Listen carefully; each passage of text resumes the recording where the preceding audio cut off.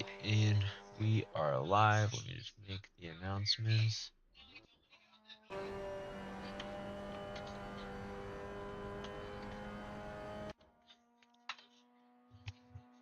And the link is published. So here we are at the end of 7 long weeks, or sorry, 5 long weeks.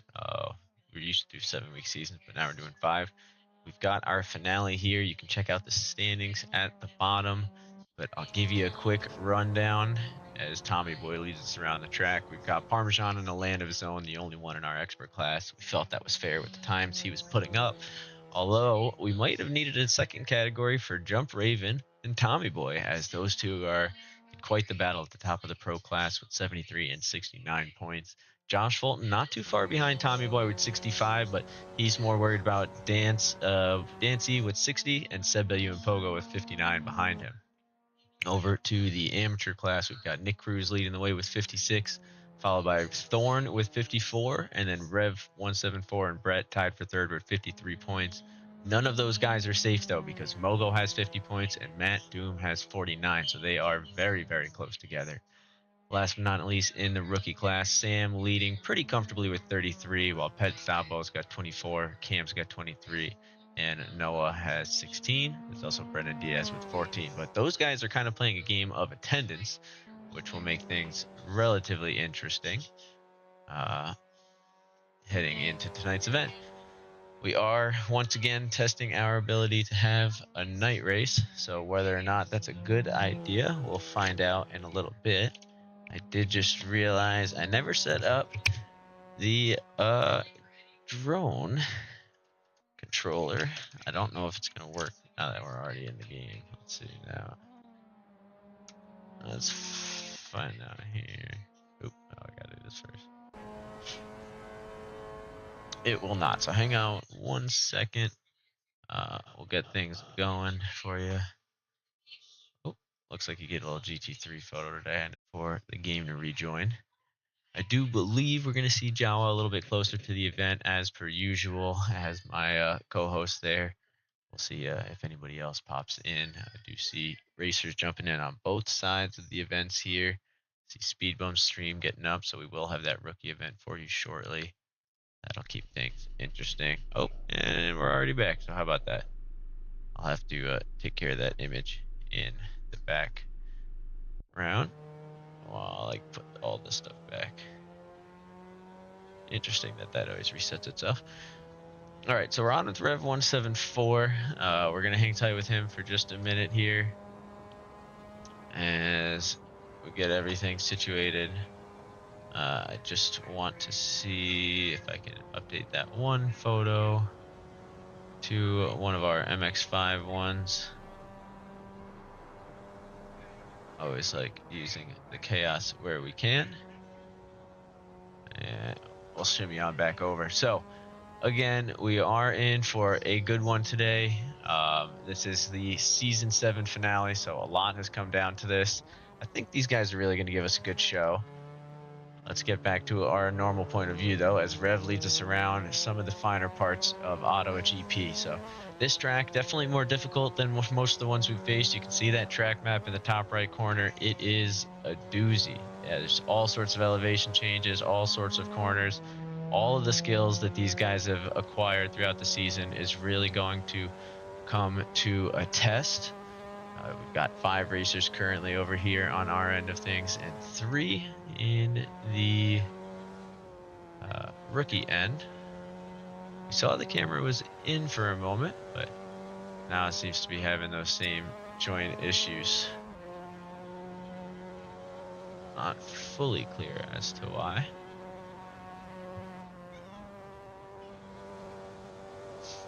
So Rev leading us around here. I'm really just trying to get a good look at all of the different elevation changes that these guys are going to face. Now, we are on an accelerated daylight cycle, so a good test of whether or not this is going to work is if we see nighttime towards the end of the practice session, and then if it goes back to daytime for the beginning of the qualifying session. Fuzzy, appreciate you checking in. Good luck to everybody racing indeed. Fudzy, good luck in the X or Pro class of the RR event. Looks like we're trying to get that camera situated for you guys now. So that should be good. Ooh, as Rev has a little bit of a spin and sends her into the barrier, so we'll let him recuperate as Tommy Boy makes his way around. We're seeing a decent spread of time already in the private practice sessions. We got Parmesan with a 254, going all the way down to Ash Fulton with a 302 in the real amateur racing end of things. In the rookie end, we've got 314s all the way to 318s. Actually, Max Yang has a 257. So he seems to be pretty comfortable over there in his battle for the lead. We'll see what Wasey is able to put up. Hopefully they'll be joining them tonight because that is a nice battle going on in the rookie end of things. Hopefully we'll see the cam all situated in just a second here. Good evening. Hey, Jawa, welcome, welcome. How are we doing? Not too shabby. We just getting things loaded up here. Looks like a good final battle today. We see a ton of guys in the server, all ready to make or break their season. That's what we're looking to see tonight. I mean, we're excited to have as many on grid as possible with this very interesting track. Yeah, a lot of elevation change is something I was just talking about. I mean, it's really going to be quite interesting the way these cars are going to be nearly weightless around a few of these turns. We also have a tire change that'll be mandated for the first time, as they'll have 650% tire wear heading into tonight's event, as well as the usual 250% fuel usage. It's only a 30-minute race, so they should only have to stop for fuel once, so they can try and bang out the fuel and tires together.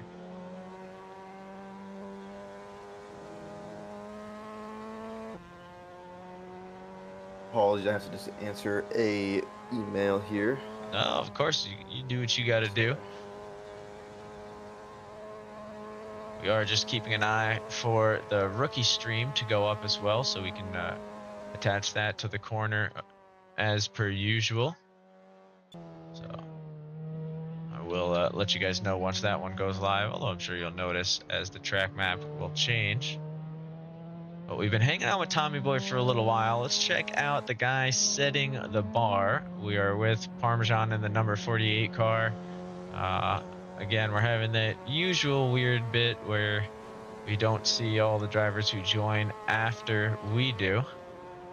I'm not sure that maybe has something to do with the latest content or CSP update, but we'll try and get that situated for the next season.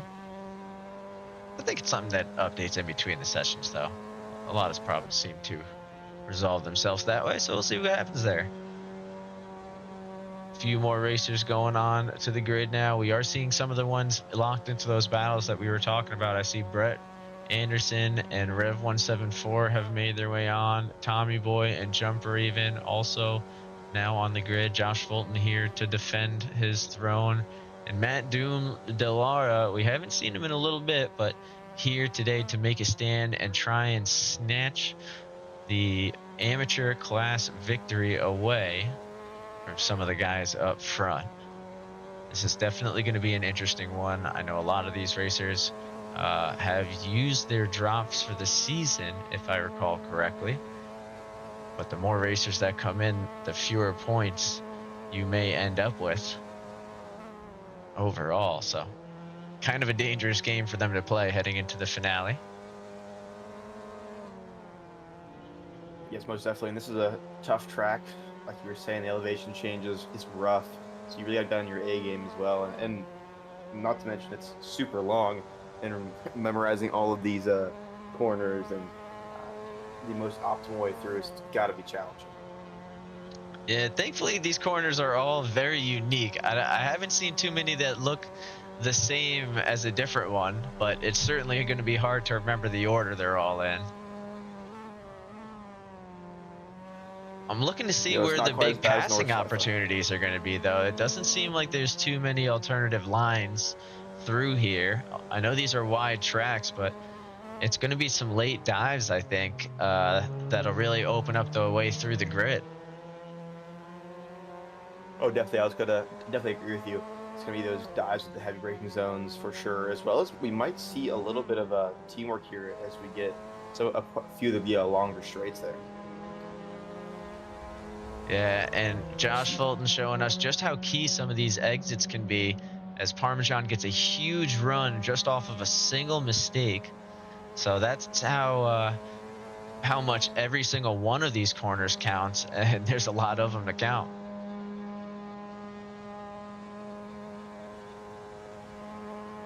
Yes, there definitely is, but it isn't quite as bad as the Nordschleife, so we can't can't be too upset about it.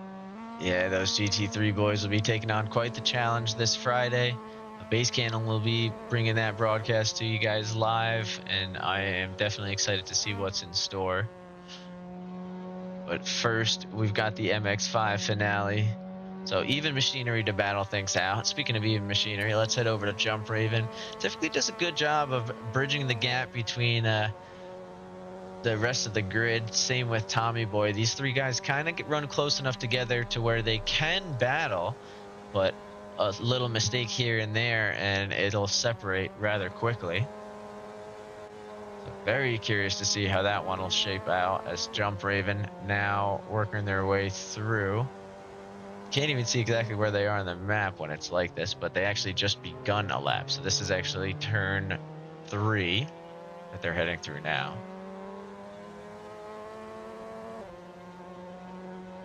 Yeah, we're going to have to come up with some names for some of these here, huh? Yeah, I guess they don't have any specified. They do not, but we'll call that one under the first bridge right there. That's at least an easy one.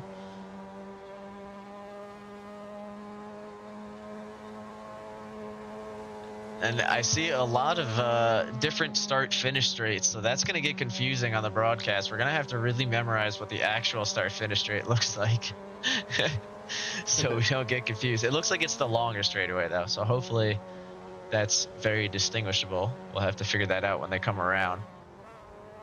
We always have fun here in the rookie events. Most definitely.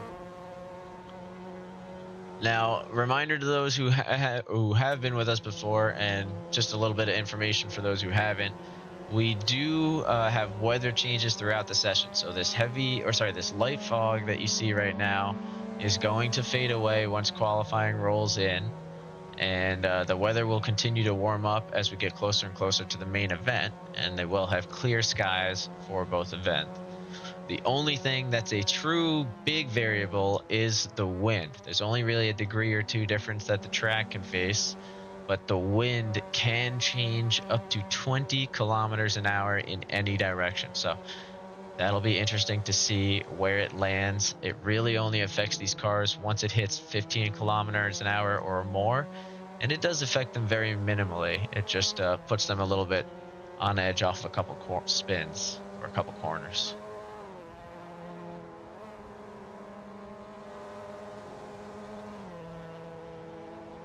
Now, Joey, you've raced a couple of these seasons, right? Or no? I did 1 or 2 of the Miata seasons. How would you say this car fares as far as like an aerodynamic reliance? There is negative aerodynamic reliance in this car. There's not much at all. It is all mechanical.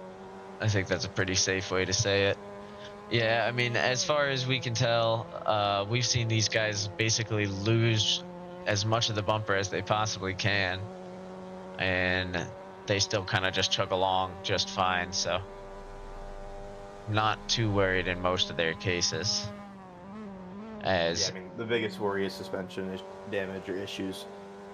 Yeah, which we have turned things down to 25% damage today just because it is the finale. There's only 2 races. These are the final 2 chances to make things count. I know everyone's going to be wondering, how do the points work? We actually split them in half for each race. So if you win race 1, rather than getting 25 points, you get 12.5 points.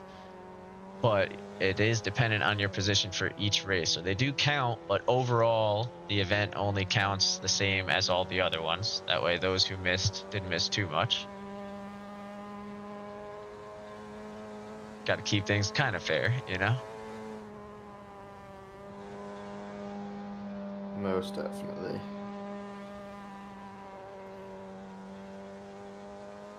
Now, I know you guys can't see on your maps there, but we do have quite a few racers out on the grid. Brett Anderson does have Jump Raven in front of him, just off in the distance.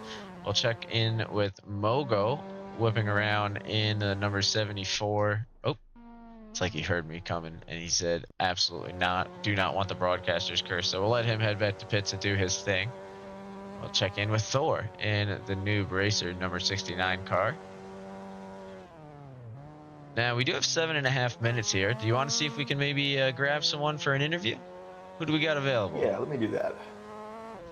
We have Josh Fulton, Mogo, Rev, Sam, Tommy Boy, and Brett. Who do we think?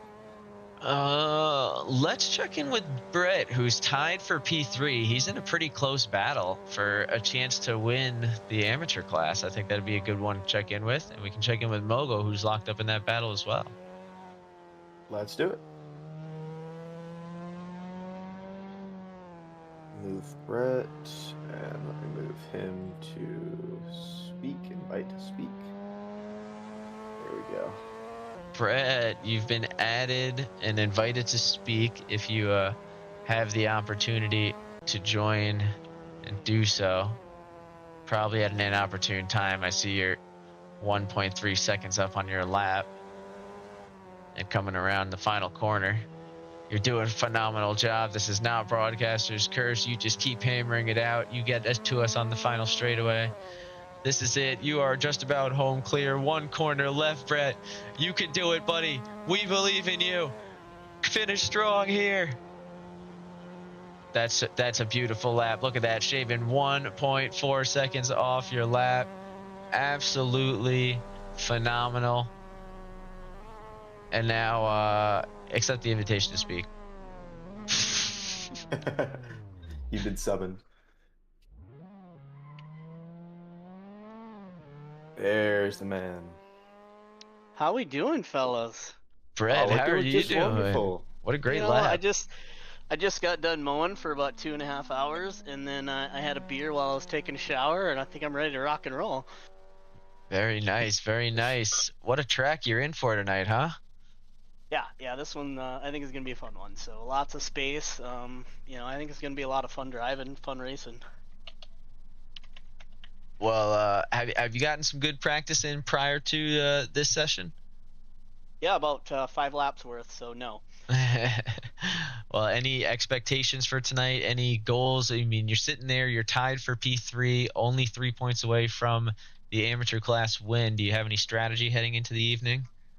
I mean, yeah, my goal is, you know, just make sure I know where Mogo's at, where Rev's at, Thorn and Nick, and stay ahead of them. I mean, that's the goal. Sounds about right. Brett, well, sorry. Any questions for him, Jawa? I think you kind of nailed all the other points there. And I was just opening my beer up. Sorry.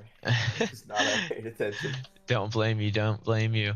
Well, how you liking the tire wear tonight, Brett? You know, I need to get a few more laps in. I mean, honestly, I'm trying to decide whether, if depending on how I set up my camber and stuff, if I can make the whole 30 minutes on one set. I might be able to if you don't push it, so we'll see. So gonna try and cut down that time, see if you can get away We'll see. without it. I like it. I like it. It's a bold strategy, Cotton, but we'll see how it plays off. Well, do you have any messages for your fellow racers who are watching back the replay here after the finale? Your elbows are out tonight, boys. We love to hear it. Well, there's only a few minutes left to practice, so we'll let you get a few more laps in. But good luck tonight. If you want to pop Brett back over, Brett, we'll see you on the grid. Will do. Appreciate the time, fellas. Have a good one. You too. Later. And Brett is back. All right, and then I was gonna say, Grab do you want to Mogo see if we here. can grab Mogo? But I don't see him in the server. Mogo just deafened, so in the Yeah. chat, so I don't know if that's going to be something we could. He might have stepped grab away him for at a the minute moment. then. In that case, I mean, we got 3 minutes left. I'll say dealer's choice. Let's see if we can grab one more of our racers for the evening. See what their I'm going to be a plans little are. biased. Sure. Be a little biased here. And I'm going to grab the Mr. Josh Fulton. I had a sneaking suspicion. We'll see if Josh accepts the invitation to speak since he's on an outlap.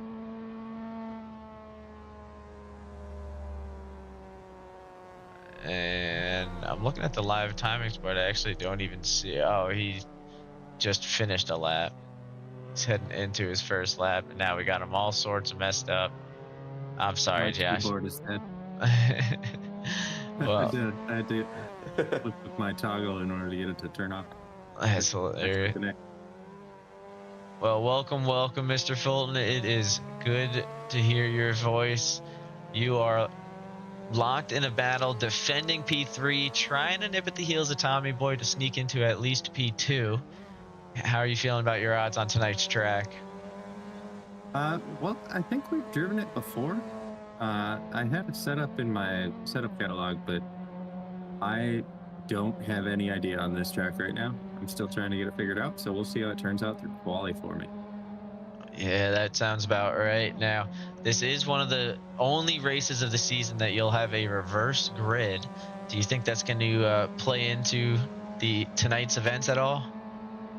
I do. I mean, some of our faster drivers on the grid are significantly faster when they get out ahead. But there's Jesus and Tommy Boy both tend to have pretty bad luck trying to get through that traffic the first time. Yeah, and I mean, that is always the big variable, is who's better at being patient, I guess, is really what the game ends up being. But we've seen you before. You do manage to take advantage of a big reverse grid. Hopefully you don't find yourself in the position to have that opportunity today. But, you know, we have also seen you weave through some incredible traffic. So I'm hoping to see some strong points from you tonight. And I know you don't have a lot of time to learn the track, so we'll let you get to it before you swing around these last few corners for your final hot lap. Jawa, anything to add before we do let him go?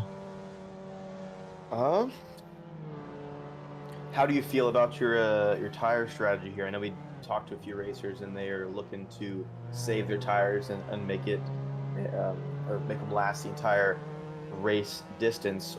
But we also see that some are going to change those. What are you feeling this evening? It really depends on how my pace looks for the race, right? If I can get it figured out, if I can get down into those 56s or so, I'd probably end up going for a tire change unless the tires feel like they're going to make it. But I think that if you can make the tires last the race here down to the end, an undercut strategy on a track like this is incredibly viable, getting out into that clean air early and just waiting for everybody else to make their pits. Yeah, well, we are certainly excited to see what the overall strategies end up being. I know you've been one to pull off some real nice undercut and overcut strategies in the past, so we look forward to seeing what you come up with. Good luck tonight, Josh. Yeah, thanks, guys. All right, Joe, I'll let you send him back over. He is sent. All right, well, that's going to wrap up the interview portion because they are now in officially the overtime section of practice. I did extend it a little bit, so they'll have a chance to get a few extra laps in. Now, the one concerning thing is it looks like they might not have hit nighttime. So I don't know if they're going to during the race itself. But, you know, for these drivers, that might not be the worst thing. We'll see exactly where the sun ends up.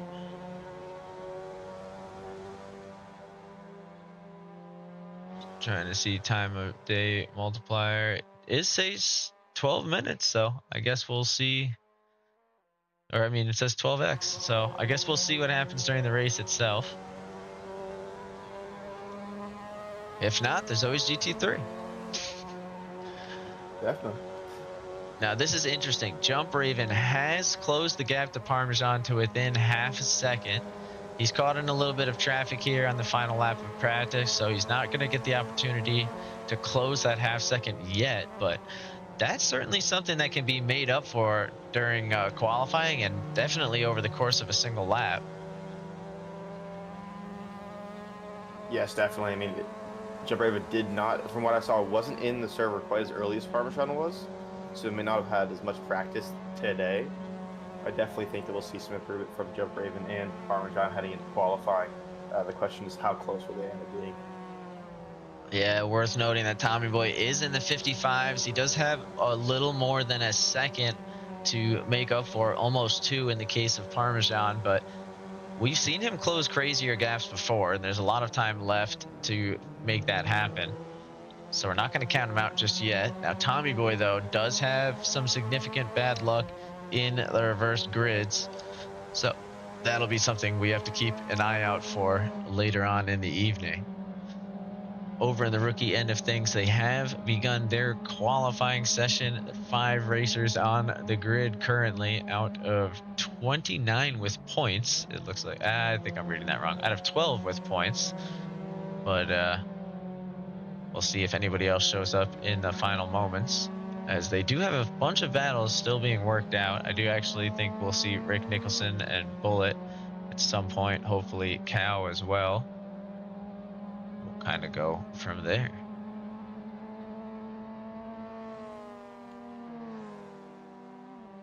Now, as we see some of these times rolling in, do you have any early predictions for how this season might shake out with the way the current standings are?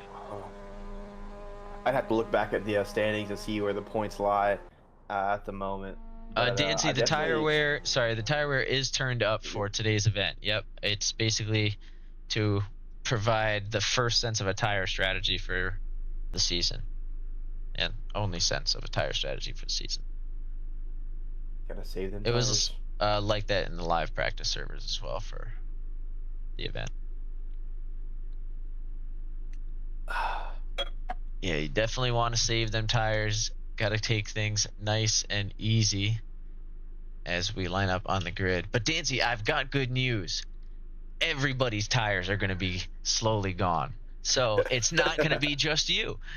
Everybody will be sliding around like a greasy pig. I don't know why that's what came to my head. We're just going to roll with it. But yeah, it's going to be quite something tonight. We'll see who makes it to the end of the 30-minute races on those tires. They do have to remember that there's overtime, and Parmesan is only clearing that 3-minute mark by a couple of seconds. So doing the math here, that's going to be 11 laps. So they're actually going to have to go out for about 32, almost 33 minutes. I'd say 32 minutes and 30 seconds is going to be my prediction for the final race length. Mark it here. And maybe 40. We'll go with, oh no, because if they do have to have a pit stop, so that's the question. If Parmesan has to have a pit stop, they will not have to do 11 laps. If he does have to do a tire pit stop, then we might actually see only 10 laps. That makes sense. I'm babbling.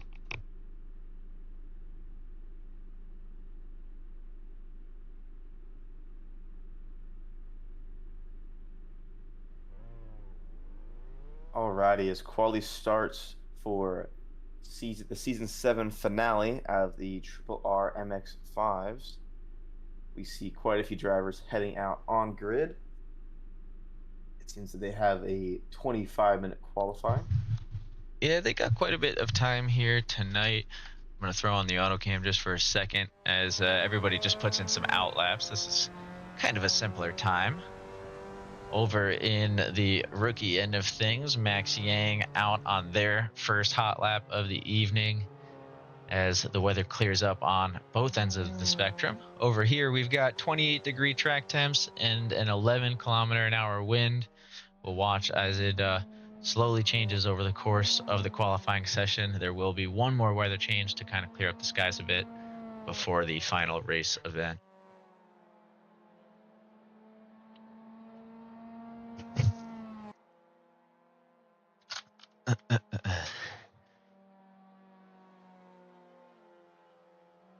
I think we're in for a good race today, Jawa. I'm feeling it. Definitely concur.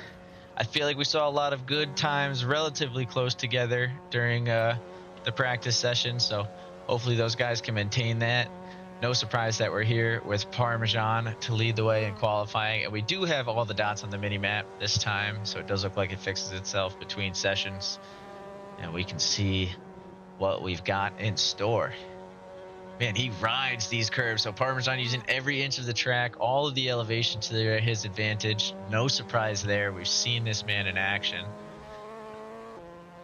Obviously, these cars don't look the fastest on some of these longer sections, but you can see the way it rips around the corners. He is throwing that thing to its potential around each bend.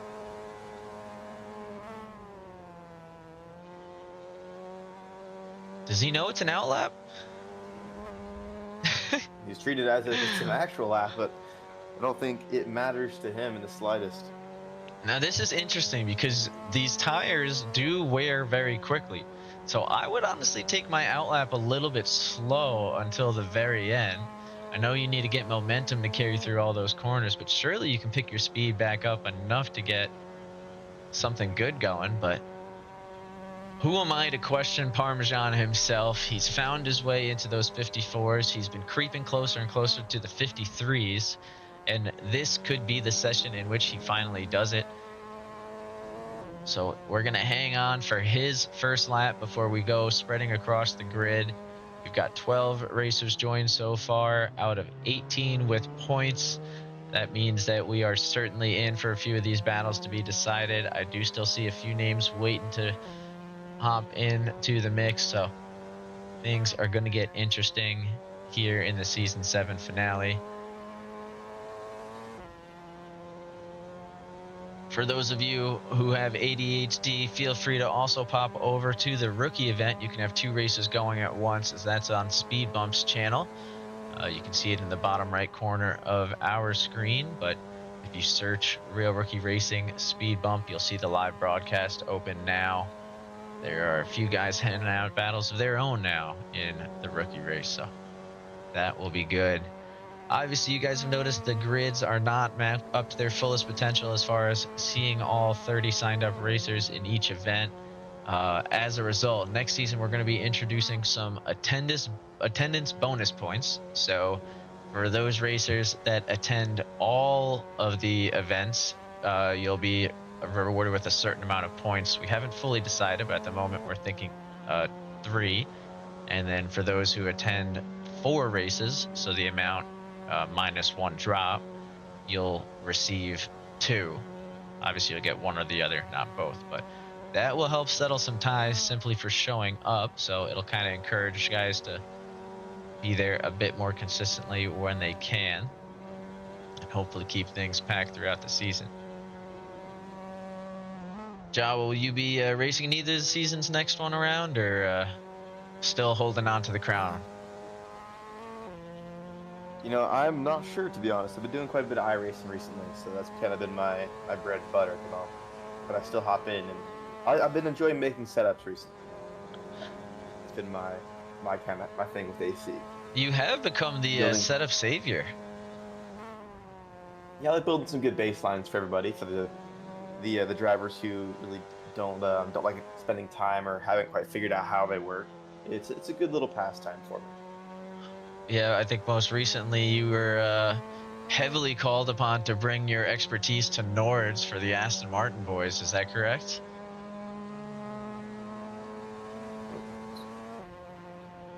Sorry, you cut out there. You said yeah? Sorry, I apologize. I was getting a phone call. My you're headset good. was connected to my phone. What was it you said? No. Yeah, I said you were recently called upon to get something together for the Aston final for Nords. Is that correct? Yes, I definitely am. I need to actually get on that. I had to go out of town kind of last minute this weekend, so I got to pop something up in just a few days. Understood. Well, you know, obviously I'm sure you'll get on that, but more important things, aka the season finale, we see Matt Doom chasing down Mogo as they both put up solid 3-minute marks. I want to say That's probably first clean lap. I don't know if that's out lap, but so a little bit of improvement to go for both of them. Matt Doom is currently in the amateur class looking to take that win, and Pogo trying to work his way up to the final podium spot in the pro class. So these guys in separate races, but it'll be good for Matt to learn the line from one of these, I guess, higher points racers, although right now it looks like Matt has the pace. Bogo might want to learn a thing or two through the first sector, but it is a long racetrack. We'll see how these two separate along the grid. Worth mentioning, Matt has missed, I think, one extra race, so could be down on points partially because of that, if I recall correctly. We'll also check in with our rookie class leader, Sam GT3, currently going under the name Sam S in the classic Real Rookie Racing Harbor Freight Icon Racer. Sam looks like we'll be going uncontested tonight, as I don't see anybody else from that rookie class in the server just yet. I've been keeping an eye out, but don't see anything popping in, so this might be Sam's big break. I guess it's yet to be decided. Only one way really to find out.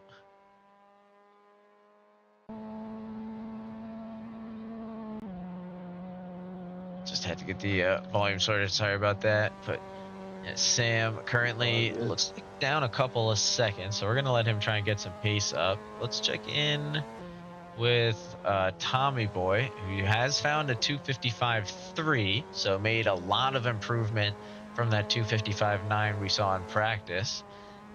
He's looking to get into the 254 as his Jesus has now set the bar with the 53 on that last lap. So, of course, the lap that we turned away on, but he's already set 2 purple sectors on this current one. So we might see a little bit faster yet. I wonder if there's a 52 in there somewhere. There are 2/10 gained off of that lap, and even the third sector itself was a orange sector, so definitely possible that a 2 is possible for these guys tonight. Yeah, he is pushing that car to its absolute limits. I mean, you can tell the tires probably not bothering him too much in these short lap stints. He seems to be going out for 2 or 3 and then fueling, which is going to be the optimum way. Although I say that, and he's still out on a lap. He's down on his delta, but he's still on the track. Just a madman. Oh, definitely. I mean, thankfully these cars don't have much downforce or much reliance on any aerodynamics, which definitely does chew up tires much quicker than some of these mechanical grip cars do. But you definitely have to imagine that after a few laps, these tires start to lose their peak grip and just sort of slowly fall off, removing some of the pace in the mid corner. Yeah, I mean, it is crazy that we had to boost this again to 650% tire wear just to make it have any sort of an impact on these guys throughout the race. So this is the first time that they're ever going to have to worry about this in MX5s, and it'll show, I'm sure, for some racers who aren't familiar and haven't been doing our GT3 series, where you have a selection of tire wear. And in those races, we definitely see guys push the cars to their limits a little bit more often. Josh Fulton looking to get underneath that 3-minute mark. He saw it in practice. He's got 14 minutes left to do it here in qualifying, but hasn't fully completed that challenge yet.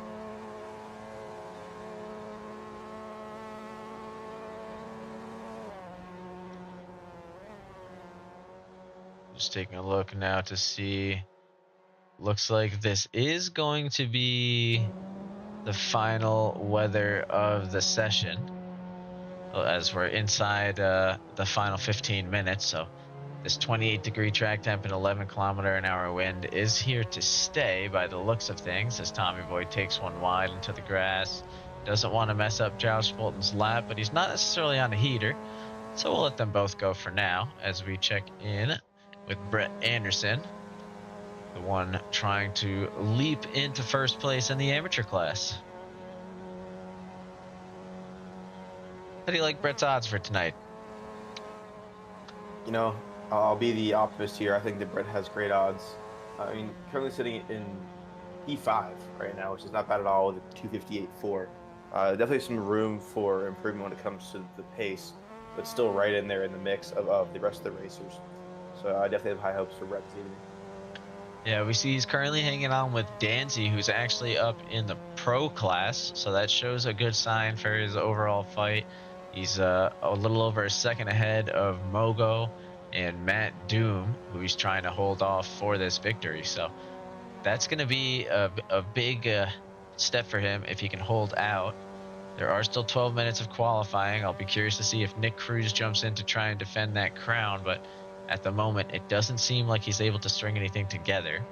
Speaking of defend the crown, though, Thorne, the racer with 54 points in P2, is the one with the most to lose. He's going to need to string together a strong lap pretty soon, as we now have 12 minutes remaining in the session. Of course, as I say the weather's final, the weather does finally change, and we've got 30 degrees on the track and a 14-kilometer-an-hour wind now for these racers to bring things home. You can see it's gotten a little bit brighter out as the clouds finally part. We'll see what happens as far as the time of day goes. I really got to look into this more. I've just been just clicking buttons. Nothing wrong with that. Oh, Maybe yeah. you can do me a huge favor. Maybe. Could I have 720p? Ooh, I can try. Beat anything, if it's possible. You asked for so much. I know. 720p. Who do you think you are? Just remember, viewers, if your quality dies out, it's because of one man and one man only. If it does get bad, though, definitely go back. I think it should be fine. I think we usually do 720. I don't remember what I turned it down for. It should be good. Yeah, I just couldn't even read the names on. So I was like, I don't be able to see that. Oh, can I have just a few more pixels? Just one or two. Just a few more. And we're going to jump on here with Matt Doom Delara in the number 45-bit defender.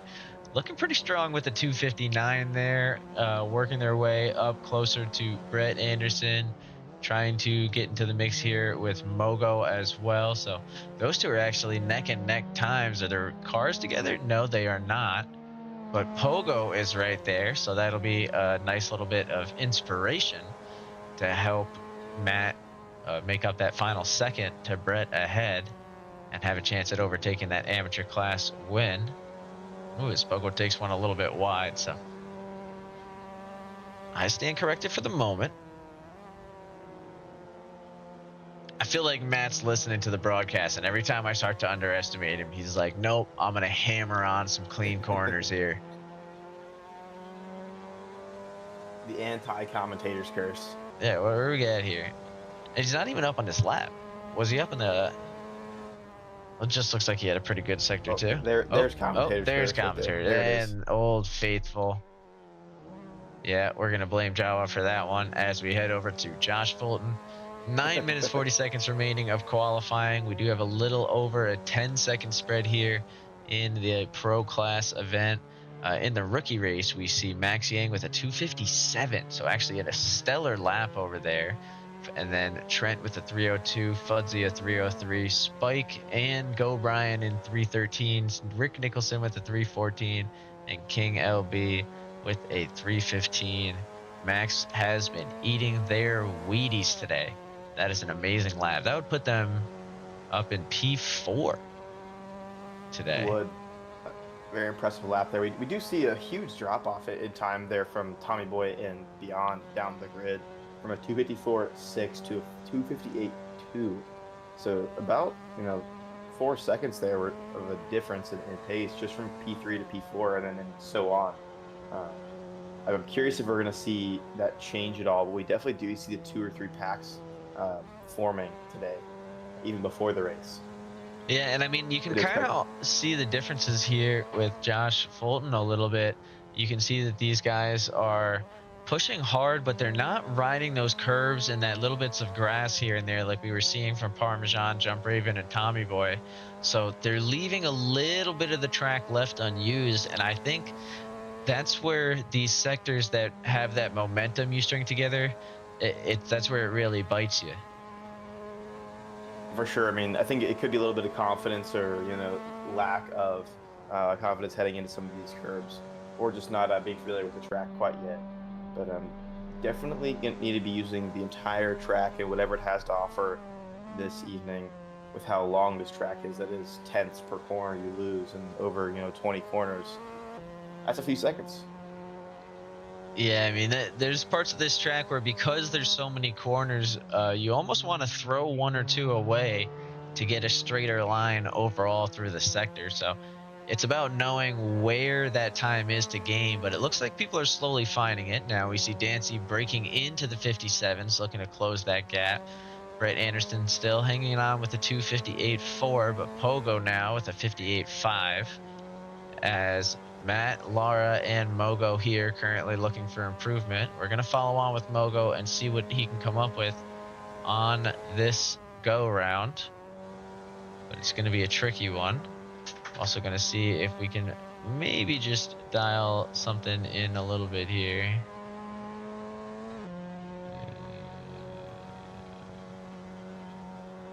So bright. I just want to make it slightly less bright. I can live with that. I feel like it looks way too video gamey now. Nah, I'll just go back. It was fine. Oh, there it is. Oh yeah, There she's you definitely go. bright. There you go. That's what we're looking for. All right, There we go. now we can see. Just playing with PP filters. Don't mind us. Wanted to be able to see into the night, but now we can see that livery a little bit better. You can see the hard work. That thing has been with us since the beginning of Real Rookie Racing. That's actually one of the original liveries submitted. So has definitely become a staple around here, as has Sam GT3s. It was gone for a few seasons, but the Harbor Freight Racer is back and better than ever. Lifetime warranty with those icon tools. Swing on over to Jump Raven, who's currently on an outlap, so actually we're going to give them a little bit of space as we jump back over to Mogo. I just don't want to give the man any broadcaster's curse because he is on quite the impressive lap here. I know he's not showing up on the mini-map for some reason, but these are the final few corners that count. This is can close his gap to Brett Anderson with the lap this strong if he can string the final bits together. Oh, and I think I've been jinxing him just a little bit. But it seems like he actually just recreated what he did in his previous best. So no time lost there. Time gained for Parmesan on his lap before pitting with just a couple hundredths. And Mogo will cross the line, jumping in front of Brett Anderson and maybe even catching Dancy. He does catch Dancy by 600ths of a second, taking away P4. That's one way to answer your qualifying, huh? Oh, definitely. That was a great lap there by Mogo, putting himself well in the top 5 and not far off Tommy at all. Just a few, or I would say just about 2 seconds there, just off of Tommy Boy. Which is not far at all, especially in a track like this. And these guys are definitely going to be learning more about the track as we get into the race. Following somebody can be easier than just hot lapping by yourself. So I definitely expect to see improvements from all our drivers.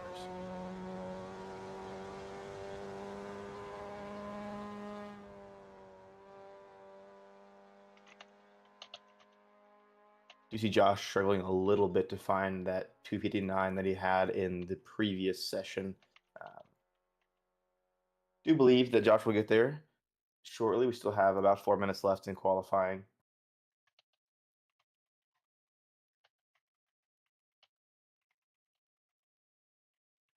Does seem to look like most of our drivers have put themselves back in the pits and are just waiting now for the actual race session. And we are hearing that there's a little bit of leniency to an extent on some of the track parts. So we're just going to send out a quick little friendly reminder to everybody just regarding the lines.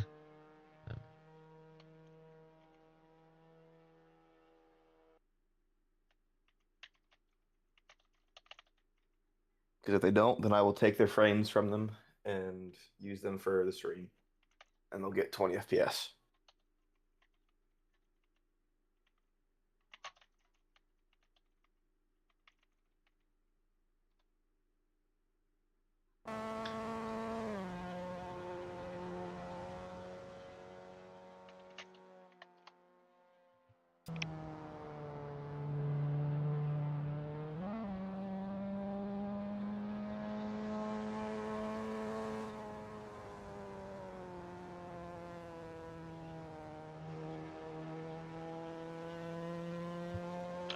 All right, so 2 minutes and 35 seconds remaining of qualifying. We don't see too many racers still on the grid, so I think at this point people are trying to mentally prepare for the race at hand, just trying to figure out what they want to do, how they want to change their strategy from here. I do see Sam S., Josh Fulton, and Thorne all still looking to break that 3-minute mark. All looking to have bigger races today. Now, we may have jinxed Josh because earlier we said that he takes advantage of these reverse grids, but hopefully he didn't need to today. And now it looks like in the qualifying session he's going to be fighting from the back as if it is that reverse grid advantage. So we'll see what's happening here.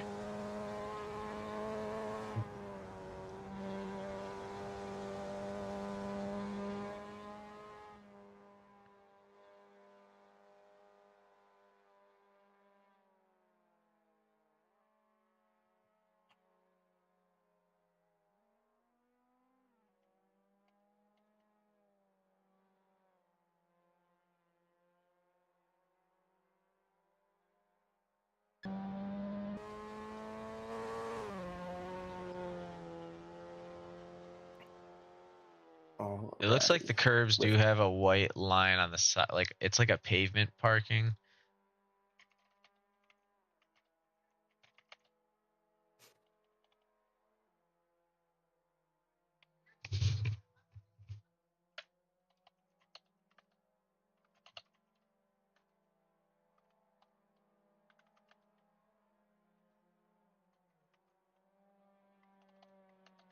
With only 45 seconds left in our qualifying session, we do see the last of our drivers getting their final laps. Tommy says, what about here? Where is Tommy? That is indeed a wide line.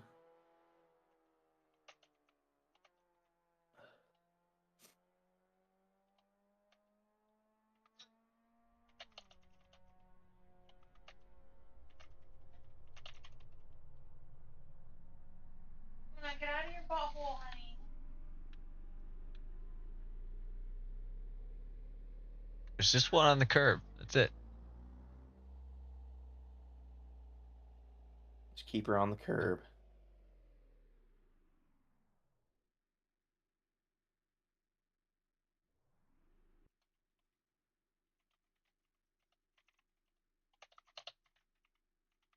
You see a few drivers still out on track in their final laps completed here. Should see about a 2-minute overtime, I would assume, before we get to the race start for this evening.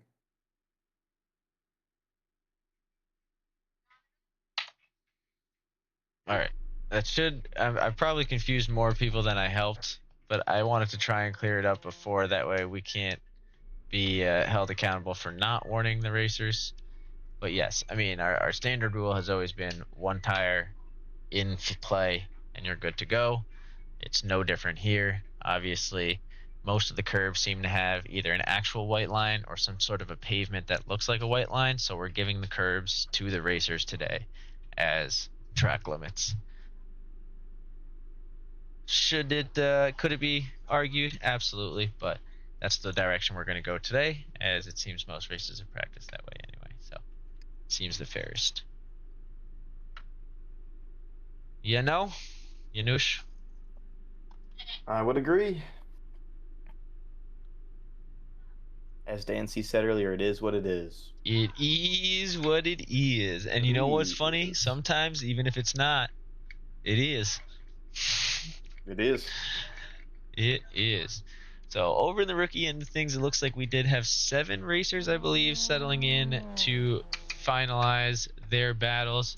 Very curious to see how their things go. I think their qualifying session is coming to an end before ours. So if you guys are curious, you can head over there just to catch the starting lap. I mean, you can head over there and catch as much as you want, but you can definitely catch at least the start of the race before these guys take off for their event. We are expecting to see some interesting battles on both ends of the grid. Any predictions for turn 1? I'm gonna say that it's gonna be a classic Triple R turn 1 this evening. It is the final race of the season, so I assume all like we heard earlier from Brett, all elbows are going to be out. So we can hope for whatever, but I do think that we're gonna have some carnage. Yeah, I definitely think we will see that. We do see Josh Fulton coming up from the rear. We know he's going to find his pace at some point in the evening. So hopefully he can avoid that early one or even use it to his advantage to carve through. For sure, some of the guys in the back, from Matt Dandelara and back on the grid, we're definitely going to see some of those guys taking advantage of the incidents that happened turn 1. Sorry, I'm going to be right back, but I'll let you take over. I'm going to put on auto cam just in case she starts off, but I should be back. Sounds good. Well, while Buggy is gone and all of our racers have finished qualifying, I will give our viewers a rundown of the grid order this evening. We do have Parmesan sitting pole with 253.732, closely followed behind Jump Raven, Tommy Boy. That's going to sum up our top 3, followed by Mogo, Dancy, Brett Anderson, Pogo, Matt Dandelara, Rev 174, Josh Fulton, Sam S, and Thorn. All 12 drivers eager and ready to get on the track this evening for the 30 minutes of Ottawa Park.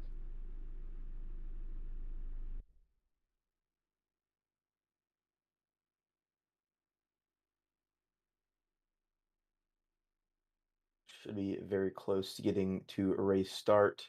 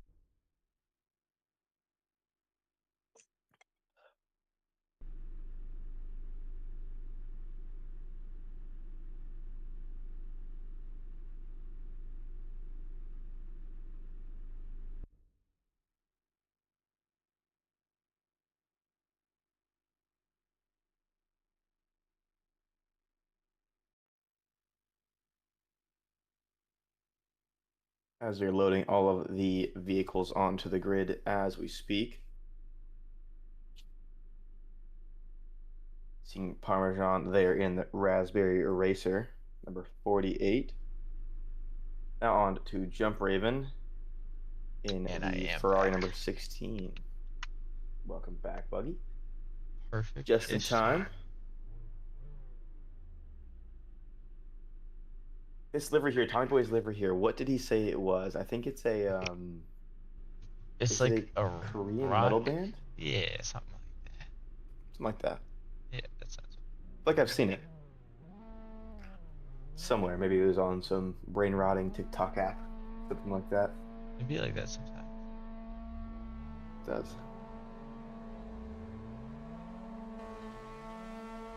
Alright. Well, Season 7 finale finally underway here. We're going to jump on with Parmesan, who is up front in the lead. As, of course, we have our classic shenanigans up front. We already see 3 wide and a little bit of bumping into turn 1. As everyone manages to at least keep it straight. Parmesan running away with things early. as we see Sam GT3 keeping a little bit of a distance from the pack, trying to see if he can outwit the chaos. We'll see how that plays out as the race settles in. 33 degrees on the track and 13-kilometer-an-hour wind. We can see that warm track starting to get to these guys as the tires are getting hot probably rather quickly. As we see Josh Fulton now diving in, trying to make his way through the grid early. So we're keeping it pretty clean for at least Sector 1. We are going to be getting into some tighter turns if these guys can stick together through the first 2 sectors. And that's, I'm sure, where things will get interesting. But until then, they're keeping things nice, tidy, and borderline single file. So I'm almost proud of them. Super clean. They outlived my expectations, or outdid my expectations for turn 1. So definitely awesome to see. All right, yeah, I think we got everything slowly fixed on the broadcast end of things. But you see a nice clean single file line here. So just to take you up and down, we see Josh Fulton hot in the draft of Rev 174 in P10. He is currently holding off Sam and Thorne, who had a couple of wiggles early on, but no spins. So they're still very much in the mix. We do see Rev 174 and Pogo a little further ahead. And then Matt Doom DeLara and Brett Anderson trying to chase down Dancy and Mogo in front. Dancy and Mogo have made their way into the 57s, and it shows that they have similar times because they're basically racing neck and neck through these early parts of Sector 3, and this is where we thought we'd see some of the interesting stuff at play. We did see contact between Rev 174 and Josh Fulton, but looks like both racers are able to move forward. As we see this grid continue to start to spread out through the end of Sector 3. So this track really shows the difference very quickly. A little bit of side-by-side here is Pogo losing the position from Matt Doom, trying not to lose it from Rev 174, so holding on to that inside line. Gonna force Rev to take things a little bit awkward, and now brings Josh Fulton into the mix. Josh looking to pick up a position. He's been careful all of lap 1, trying to look for that opportunity, and has it finally come. Mogo, though, going to be a little too close for comfort, and that gives Rev something to draft onto. Josh now looking for an opportunity into turn 1, and he's going to have to hope that something comes of this battle between the two in front. Pogo and Rev 174 side by side. Can they keep it clean? They can, but it costs them a little bit of speed, and that'll bring Josh right back into the hunt, making this a 3-way battle for P8. So a clean lap 1. All things considered. Yeah, definitely. I mean, these racers are keeping it tight and clean, as close as they can get to the driver in front, which is always great to see. They all know that this is the last race of the season, and there's no reason to throw your race away this early on. Yeah, we do see some very clean battling going on here, huh? Yeah, so Josh Fulton's looking really strong so far, looking up the inside and for any move he can possibly make here. We are only lap 2 into this 30-minute race, but definitely sticking with the pack. It does seem to be that most of the drivers have stayed where they started, which is very interesting to see. Yeah, usually we say 1 overtake or 2 at the start. I think Sam did get a position on Thorne. I'm not sure how far down the rankings Thorne fell. I think it might have just been 1 position lost. And even then, Thorne's within a second to Sam. So very much in the hunt. This grid has kept strong. I'd say everything up to P6 is within a single mistake. Anything beyond that is going to take pretty much a spin. But it's a nice close grid we've got here heading into our second lap, or rather heading into the end of our second lap, as Matt Doom tries to close the gap to Brett Anderson ahead. Again, these two are running in front. Actually, they're running with Rev 174 to try and take the lead for the amateur series. It'll be very interesting to see who comes out on top between the 3 of them so far. Thorn is here and can't be counted out. Neither can... Oh, actually, Mogo, I didn't even notice, is up in P4. So they're all playing catch-up. Yeah, definitely we're seeing a big gap, from the P5 and back on now. There's a 3-second gap from Brett Anderson to Dancy, and then a 2.5-second gap from Dancy to Mogo. So Mogo's kind of running away with it currently. Mogo does have a big gap to P3 that is about 4 seconds, so lots of time to make up with Parmesan and Jump Raven out quite a bit in front. Yeah, and we do see this almost side-by-side battle continuing between Matt Doom and Brett Anderson. Doom keeps getting a nice run in, keeps getting a look, and then it seems like Brett ends up coming out of the corner on top. I think Matt going for a little bit of a nudge or thinking about it and gets real close to Brett. Shows that he is ready to make a move whenever Brett slips up, but still has the respect to keep things clean. That is excellent control of the car there from Doom. Knows exactly how much space he has and how much space he needs as he cuts to the inside and finally pulls off that pass on Brett Anderson. Brett able to keep enough speed to keep Rev behind for now, but Rev going to look to make the same move that Doom did. And as we go under the bridge, we end up with a third car in the mix. That's going to be Pogo trying to line things up and keep things interesting. Rev now going to have to play more defense than offense, and that gives Brett a moment to breathe, but only a moment, as Josh Fulton probably just watching with bated breath to see if he can pick up the pieces of whatever happens next. We've got 4 racers locked and loaded here, ready to make something happen. Matt Doom, though, does seem to be the one out on top, now trying to lead the group to close that 4-second gap to Dancy for P5 ahead. I wonder if pit stop strategy is going to come into play with a pack this close together. Oh, it definitely will. I mean, you make one small mistake in your pit stop planning, you take an extra liter of fuel, and you're just that much slower than the rest of the grid getting out of the pits, and you lose even more on-time track. On-time track? That was not English. Yeah, but the sentiment was there, and it seems like even one wide corner and you lose a position on track as Doom loses the position to Brett Anderson, so he'll have to make that move once more, and those two fighting only means this pack is going to get closer and closer together.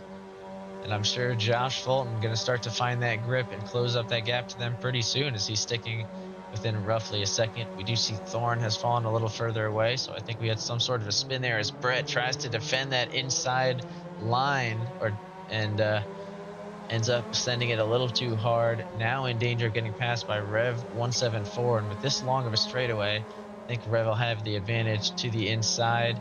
Brett lets off on the brakes, or lets off on the gas to try and let Rev through, but that's actually going to give Pogo quite an advantage and an opportunity to try and catch up.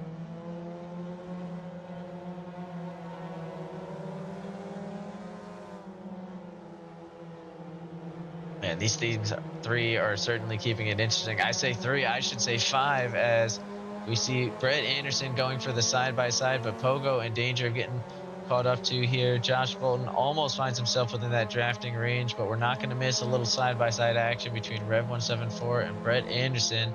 Brett looking to put a nose in through the corner as they head down the final straightaway to wrap up lap 3.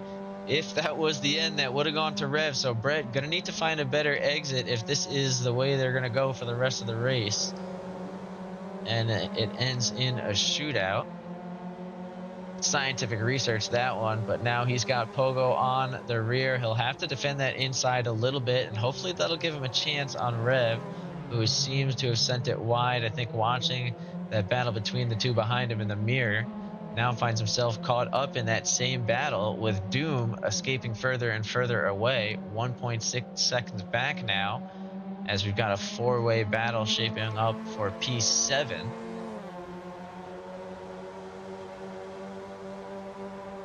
And all the fun is back here.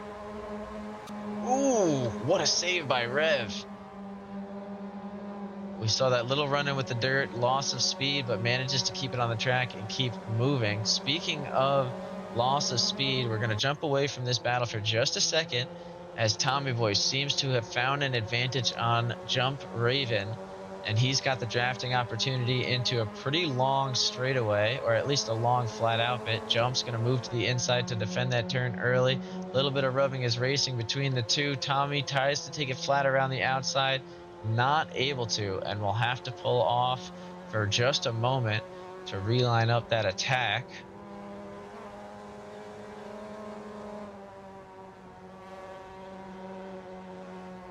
As we see them trying to get that set up again, I did see Josh Fulton and Pogo side by side for a moment. We're going to jump back to see where that ended up, but it looks like Pogo was able to hold Josh off and catch quite a bit of acceleration out of the move, and is now looking to grab a position from Rev if they can. Sorry to continue jumping around on you guys, but we see Tommy Boy back within 0.2 seconds. We did see Pogo get alongside Rev, so I am sorry for moving away from that midfield, but I have a feeling we're going to be watching them battle for the remaining 18 minutes. So we'll get right back over to that once these guys are through. But this is the finale. The battle for the podium is more important than ever. Tommy Boy needs to take Jump Raven in both races, and this is his opportunity. With 18 minutes remaining, his chance is to take it now or pull off some sort of a strategy on the pits. And we'll see which one he's able to pull off as he heads closer and closer to turn one.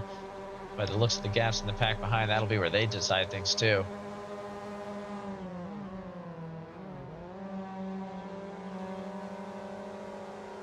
It's kind of fitting that these guys are both number 16, huh? I didn't even notice that. That's wonderful. As Tommy Boy not letting up. He is keeping the pressure on Jump Raven, and at this point is now helping Parmesan. I think these guys have lost almost a full second to Parmesan on that last lap alone, so he's going to be feeling pretty comfortable throughout these final bits of the finale. Tommy Boy continuing to get close and close to the heels of Jump Raven. He hasn't been able to really line himself up for a good attack. Jump Raven's been able to defend that inside line for the most part. And Tommy Boy not taking the chance just yet, actually goes for a little bit of an early breaking point, and it comes to his advantage, but only for a moment. These guys are going to keep things interesting for a minute because Jump Raven will not let off or let Tommy through without a fight. Tommy Boy is definitely going to have to earn this spot, as is anybody in that battle for P7.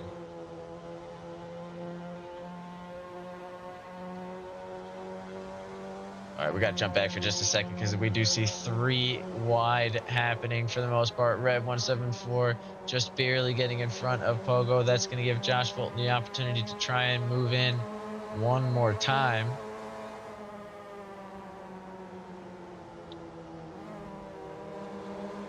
As we see, he's the first one on the gas, but is that to his advantage? He's going to try and get a nose in on Pogo. Pogo focus on Rev 174 ahead. Is either one going to be able to make a pass? Pogo with a real late break in, manages to get close to the opportunity on Rev 174, but cannot pull through. I think that's going to cost him for just a second, as now he's going to focus on the mirrors and defend from that 23 car behind. This is when I wish we could do a little bit of a picture-in-picture, because these guys are having one hell of a fight, and I'm sure Tommy Boy and Jump Raven are as well. I don't want to miss a moment of either of them. We see a little bit of contact between Tommy Boy and Jump Raven. So we're going to jump over and see just how close they're getting, as Tommy Boy, I think that tire, we're starting to get to him as we're hitting the halfway point.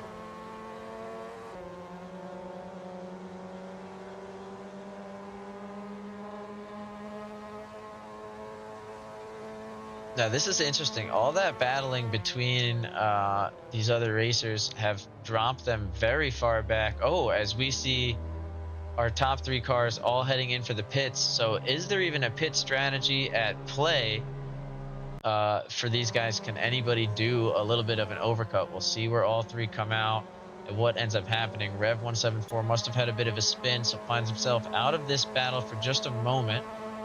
We do see a couple other racers heading in, and the long cut officially being taken, this time by Matt, Doom, Mogo, looks like Pogo, and Josh Fulton. We'll see where they come out in the pits. Parmesan was able to come out in front of most of the pack, has 9 seconds of clear air in front of him. So that should be a pretty decent spot. Thorne does pick up a 7-second penalty for speeding, so that's going to be an unfortunate one to try and make up, but nothing that we haven't seen before.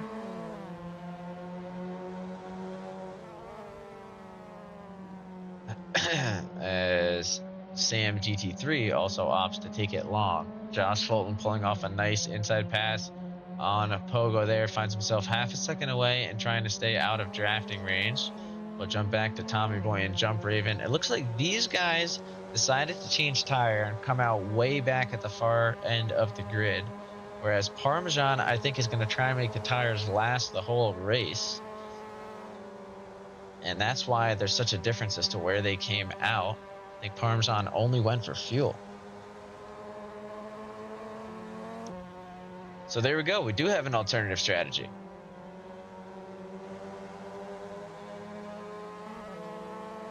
We gotta see how this one goes. I see Brett Anderson here looking to catch up to Rev 174. Both racers have pit. I'm assuming one pit for tires, one did not. And that's where that time difference came from. Brett Anderson on that fresher rubber, it seems, definitely starting to put the pace down and put the pressure in on Rev 174 ahead. See Pogo also applying a little bit of pressure to Josh Fulton, but right now we want to see who comes out on top in the current battle for P10. There is going to be another wave of pits, I'm assuming, at the end of this lap. And we'll see what that makes things, or where that thing keeps things. I can speak English. Yeah, I was having trouble earlier as well. That's how it goes. So we've got lap traffic, but not lap traffic, as Sam has not pit. So these cars are technically the lead cars trying to work their way through, and Sam actually knows that's not his battle and just kind of lets them go by without a fight. That does allow Tommy Boy to apply a little bit more pressure to the other 16 car on the grid. A battle to assert the dominance and earn that number for Season 8. I think at this point, right, I'd have to take away the number for whoever doesn't win. That seems fitting. As we are now in the spot where we're going to see what I would have thought is the final wave of pits, but Josh Fulton and Pogo stay out for another lap. Yeah, they're stretching that fuel as long as possible. You'd almost have to guess that they're just trying to see how long the tires are good for, see if they can make that without actually swapping the tires. I mean, Josh did mention that he was thinking about just trying to keep the tires going the whole time. So I guess we'll see how that one plays out for him, as it seems he's pretty committed to that strategy now. Taking a full length pit stop with a tire change won't really matter if you're going for the longer stop. So this will be where he can have that advantage if he's built one in. Mogo now, after taking their stop, working their way through Sam S, currently in P5 now. Sam has yet to stop. Josh and Pogo have yet to stop. So although the grid is starting to look a little bit more true, there are still some battles going on that we don't know about yet. We'll have to see where things end up. I keep wanting to watch this Tommy Boy and Jump Raven battle, but Josh and Pogo are really keeping things interesting up there. I see them off in the distance, and it's hard not to switch over. As Tommy Boy is clearly playing the long game here, trying to make sure he's got a little bit more life in the tires at the end. You can see he's not really being too aggressive, because we've seen what happens when he pushes the car. He can really get right in the nose of Jump Raven when he wants to try. It seems like right now he's looking just for an opportunity through a mistake or like a nice easy one, but I don't think he's going for anything crazy. Josh sees what's going on behind, or sorry, Pogo sees what's going on behind and gives Josh the bump draft to try and keep these guys away from the battle for the leaders behind them. He knows that this little passing battle action could keep things or make things interesting, and him being the car behind, he could lose some precious time as these two guys try and work their way through if it's not in the right spot. Jawa, as someone who's frequently a faster car in the grid, how do you handle traffic in situations like this where you're battling another car, they're battling another car, but everybody's got to get through? You know, if you're the faster driver on the car that you are directly battling, there's no point in trying to risk your own race for the battle in front. You know, Jump Raven feels that he is the faster car as of right now, and knows that there's no pressure to make this move. But again, Tommy Boy wants to get through as quick as possible, because if Tommy can't get through, there's no way to catch Jump Raven. As we see right now, Pogo seems to be defending a little bit of that line there, which is completely okay, because they are still on the exact same lap. As both Pogo and Josh Fulton dip into the pits quickly, as Tommy goes to the outside, we see Jump Raven defending them inside as they squeeze each other. A little bit of contact there as Jump Raven hit. Jump Raven tries to squeeze to the outside and it backfires.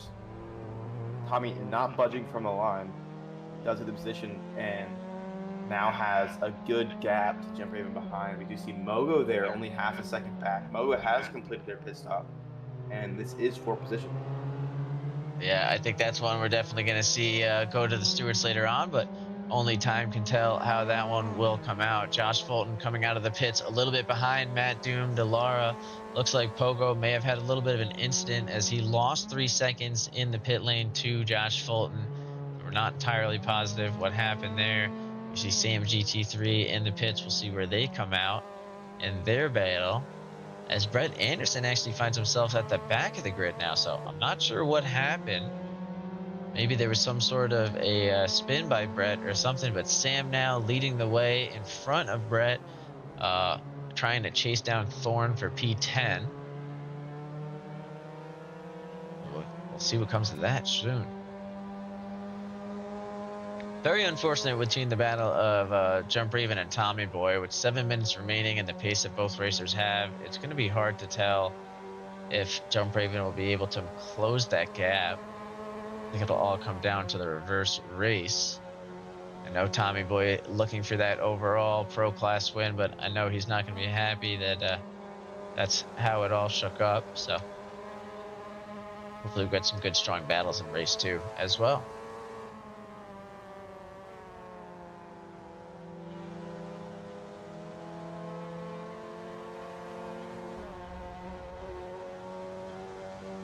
I do see Pogo really keeping things interesting with Josh here tonight, huh? Oh, definitely. I mean, Pogo is sticking right to the bumper of Josh Fulton there. Pogo seems super confident this Monday evening with this track. It seems to just be something that he's meshing with it and really knows where he can push the car and where he can't. You know, we see him making some minor mistakes, loses some time, but inevitably does catch up again. Yeah, he seems to have a good grasp on some of the alternative strategies throughout the track. He, has taken a couple of missteps, but manages to find that time back around a few other corners. So definitely knows the secrets of the track, or is learning them pretty comfortably as we get further and further into the evening. I do see Sam at GT3 and Thorne were having a little bit of a battle, but Thorne may have spun off, unfortunately. We'll be getting back on the track to battle Brett Anderson from behind. So another tight battle between those two. Josh Fulton with a big save there, but that's going to allow Pogo to move through. Josh, now the one on the back foot. Just going to be thankful, I think, to be still in the fight, as with only 5.5 minutes remaining, this is not when you can afford a mistake.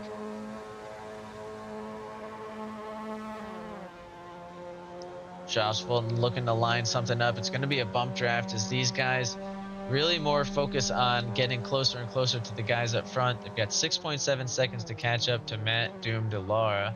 I know Josh Fulton going to want to catch up there. It looks like Dancy is the racer they're trying to make up for, so every position will count for both of these guys.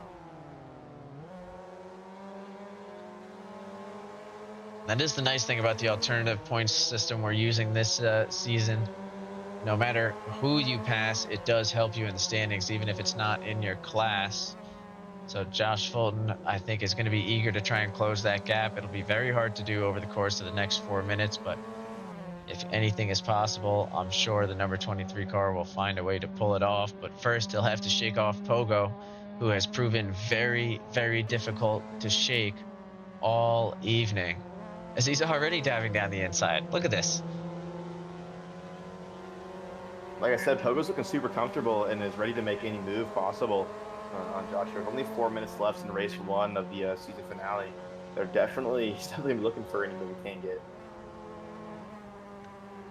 Yeah, I mean, I do see Pogo really pushing hard here today. He's been doing a phenomenal job.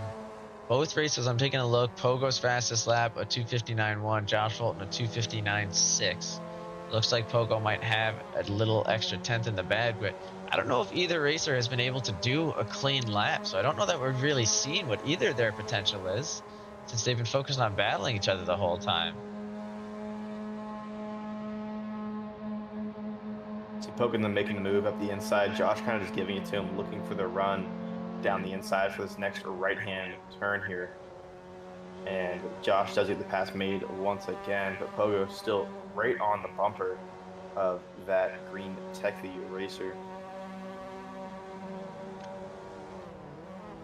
So both dive into this banked left-hander. Seems to be a little bit of a gap forming now, almost up to a second, but I have high hopes that it will be shrunk down to a mere 2/10 very shortly. Yeah, I mean, Pogo and Josh really do just trade corners, not even sectors, so it's always hard to tell who's going to come out on top at the end of each lap. I'm keeping an eye on some of the other battles across the grid, though, because we do see Brett Anderson slowly creeping up to Sam GT3, looking to make his way into P10 overall. So that'll certainly be a interesting battle to watch if he can catch up in these remaining few minutes. It seems like Parmesan is currently crossed the line and is 32 seconds into that lap. I think we are going to see an 11th lap actually today for all of the racers. So we'll see how that strategy plays off for those who didn't pit for tires. As Pogo now getting the run on Josh Fulton here into turn 1. Josh, though, defending that inside line, and Pogo going to go for a late break and try and get some better acceleration out of turn 2. And honestly, does help him close up that gap pretty quickly.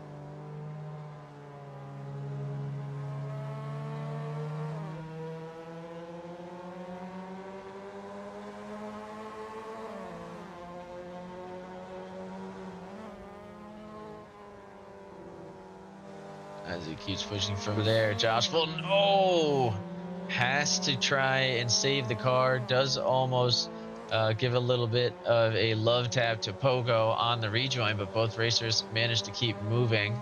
That was definitely a dangerous one. I'm sure they're both glad it was at a low speed this late in the game.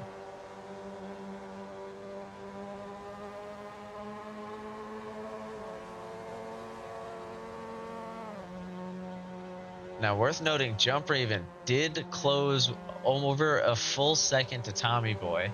They do still have, looks like, a full sector left in this lap, as well as a full lap beyond that. So I wouldn't count that battle out just yet, especially considering the odds and ends of this one with how the tire wear can really come into play at the end. Do you see Brett Anderson getting a little bit closer to Sam than Josh Fulton is to Pogo? And he does manage to get the pass, but I think it's because we had broadcaster's curse strike everybody we were currently around as Sam GT3 makes his way back onto the track to keep fighting. Let's check in with Jump Raven, who's got Tommy Boy in his sights. That 2.2 seconds really doesn't look too far. No, not at all. I mean, this is definitely within, one mistake and you're right there with him. Yeah, we see Parmesan is making his way around, uh, pretty far ahead, 13 seconds up on the grid at play as Jump Raven finishing that lap, only 3/10 faster than Tommy Boy.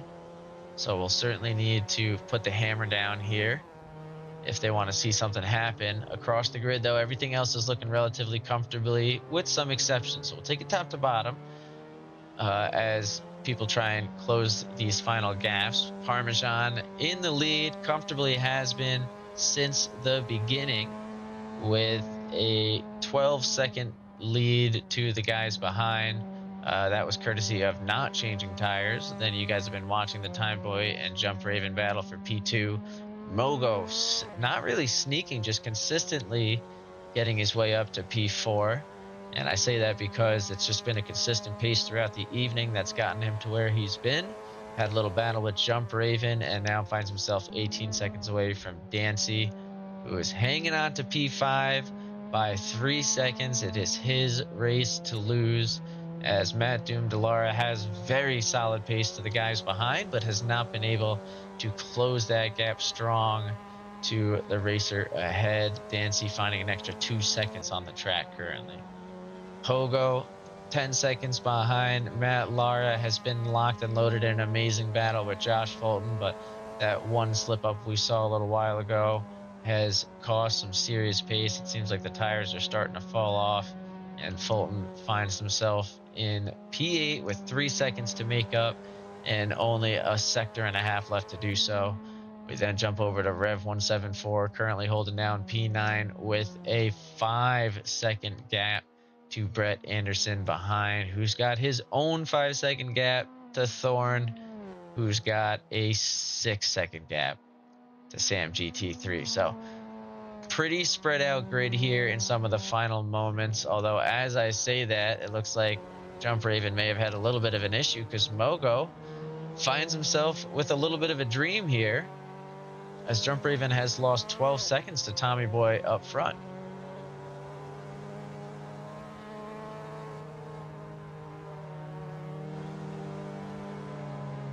Ooh, and is continuing to lose some pace. I wonder Is it if gas issue possibly? I wonder if it is. Fuel. I think he ran out of fuel. Just not banking on the last lap that Parmesan was able to do. That is no. unfortunate. Oh, we'll see if somebody can maybe Lightning McQueen him. Nope, and we get a teleportation to pits. That is an unfortunate way to wrap up the first race. Let me take a look at something here in the live standings. Jump Raven has taken a drop this season, so that is going to be a big advantage for Tommy Boy in the first part. Now, good news for Jump Raven. Each race only counts for half points, technically. So that's not as bad of a turnout for that one.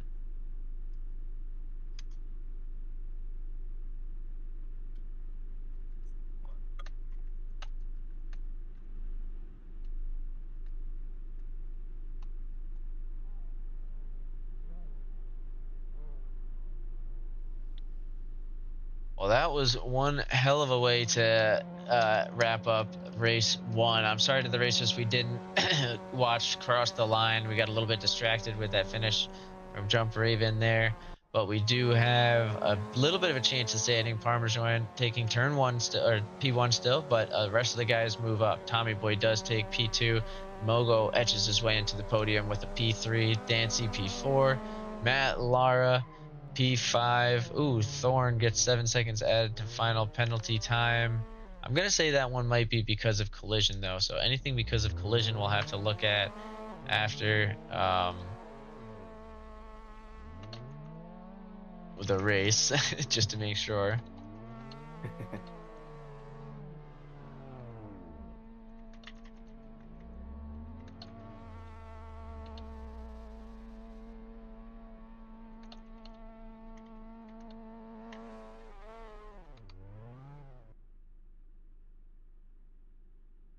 All right, I let them know. that they'll be okay for all of those interested. But wow, what a way to end this race, to end race one.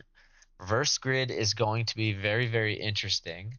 Not going to set up the standings just yet, only because we are waiting for the penalties to roll in and stuff. But that is going to be Parmesan taking up P1, then Tommy Boy, Mogo, Dancy, Doom, Pogo, Josh Fulton, Rev174, Brett Anderson, Thorn, Sam GT3, and then Jump Raven with a DNF. Still gets a decent amount of points just for the grid not being too big today. So not going to miss too many points here in the finale. Definitely can still make it up to Tommy Boy.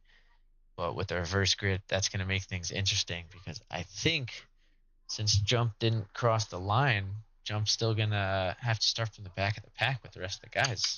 Is that correct? I would think so. Yeah, that's going to be a back of the pack start. So no benefit from the DNF, if you would.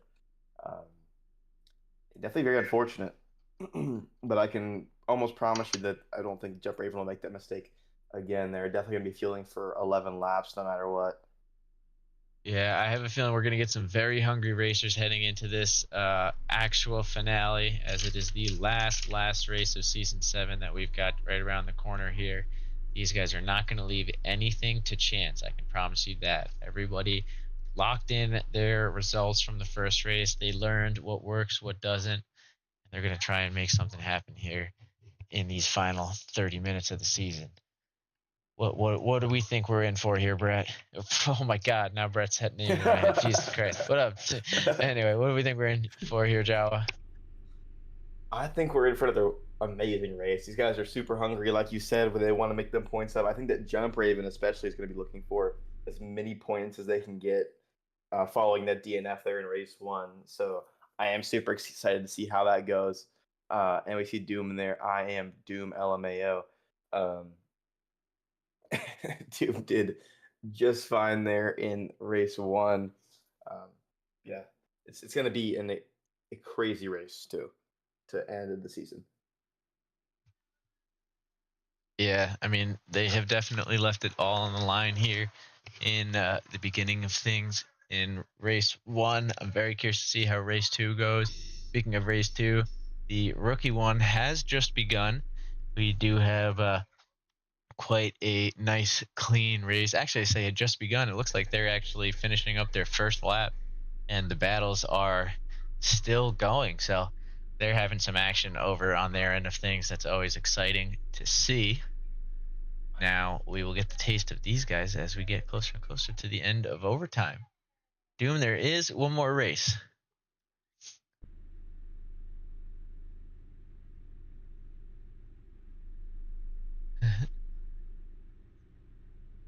Doom, you got P5 for the first one, and yeah, there's going to be one more if you weren't there. Okay, there you go.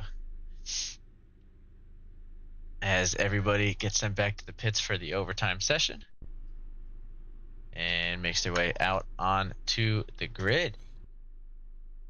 So this is it. This is what the whole season has come out to. We've got Sam GT3 heading us off, followed by Thorn, Brett Anderson, Rev174, Josh Fulton, Pogo. Little bit of a gap there, as I think we got Doom rejoining. Then Dancy, Mogo, Tommy Boy, Parmesan, and Jump Raven.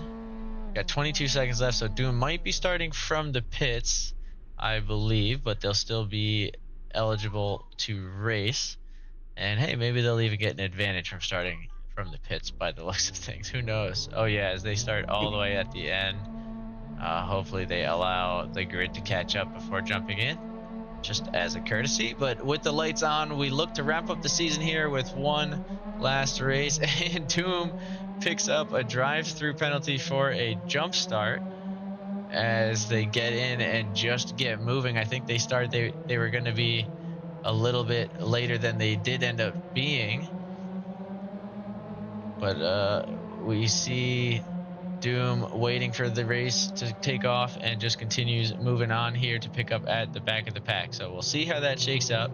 We've got two clean lines of cars thinking about three wide. Ooh, as Mogo gets pegged by Parmesan. Not really anything Parmesan could do, as Mogo just started to spin but it looks like Parmesan is going to pull over just to be courteous, and will work his way up from further along. We see Rev 174 was knocked off to the inside as Pogo, Dancy, and Tommy Boy all have a little bit of contact heading underneath the bridge. Dancy and Tommy Boy going for a little side-by-side action here as we head into Sector 2. Tommy Boy looks to take the late break and come out on top as Dancy looking to try and get more acceleration out of the corner. But the corner will go to Tommy Boy. A little further up the way, we see Jump Raven trying to make their way past Tommy Boy and through the grid. Jump Raven wants to be the fast car up in front, currently posing themselves in a pretty good position to make things happen, as they are doing a great job of navigating the traffic ahead. They are being conscious of those alternative braking points and other lines, leaving some good space, as now only 2 cars left for them to get by. It's going to be Sam and Brett. Both racers currently fighting each other, though, so he's going to have to be a little bit patient, but manages to get by. A little further back, you see Tommy Boy side by side with Josh Fulton as Jump Raven goes for the pass on Brett. Oh, and we see Thorne heading to pits. I'm not entirely positive what happened. I didn't think I saw. I don't know if you did, Jawa. I did not. Oh, his Pogo gets sent off into the gravel. Yeah, it looks like just a little bit too late on the brakes there, as we don't see any contact on the live timings. Couple of battles still shaking up further back as Parmesan trying to make his way through the grid. Tommy Boy now working with Josh Fulton, it looks like, as it doesn't want to pass in this part of the track. So he's going to have to either be patient or get creative. Oh, there's a little bit of contact between the 23 and the 47, but both racers managed to keep things on the track. Now finding a little bit of rubbing is racing for the 16 car. Tommy Boy showing some elbows out for sure tonight, as he finds himself in front of Dancy now, trying to catch up to Jump Raven ahead. Knows he needs this one, so I'm sure he's going to put it all on the line as Dancy goes for a little bit of a bump draft rather than a dive. I think he knows it's not really his race, so he's going to try and get Tommy further ahead to make sure that he doesn't mess up his own race. Rev and Mogo find themselves in a little side-by-side action, so Mogo's looking to line up the switchback. He does get more acceleration out of turn 2 and will have a bit of an opportunity, but it's going to have to be a late break into turn 3, which he does. Matt Doom-Delara has pulled off his drive-through penalty, and he's got Pogo right behind him, relatively speaking. So that'll be interesting to see how that shakes out. I'm not sure how much fuel either racer has, but I think they are still going to have to do a pit. So it'll be up to them to hammer on the gas and hope for some mistakes ahead. Speaking of mistakes ahead, Parmesan not made any since that first incident with Mogo. On the money, he's got Mogo ahead. He's actually letting Mogo kind of lead the charge and carry him through this grid. Speaking of that, Sam has let Tommy Boy through, so Tommy Boy's only got one more car separating himself and Jump Raven in front. And they're not too far ahead of Parmesan. I'd be a little uncomfortable if I was them. I'd want to be way, way further away from that 48 car 5 minutes in.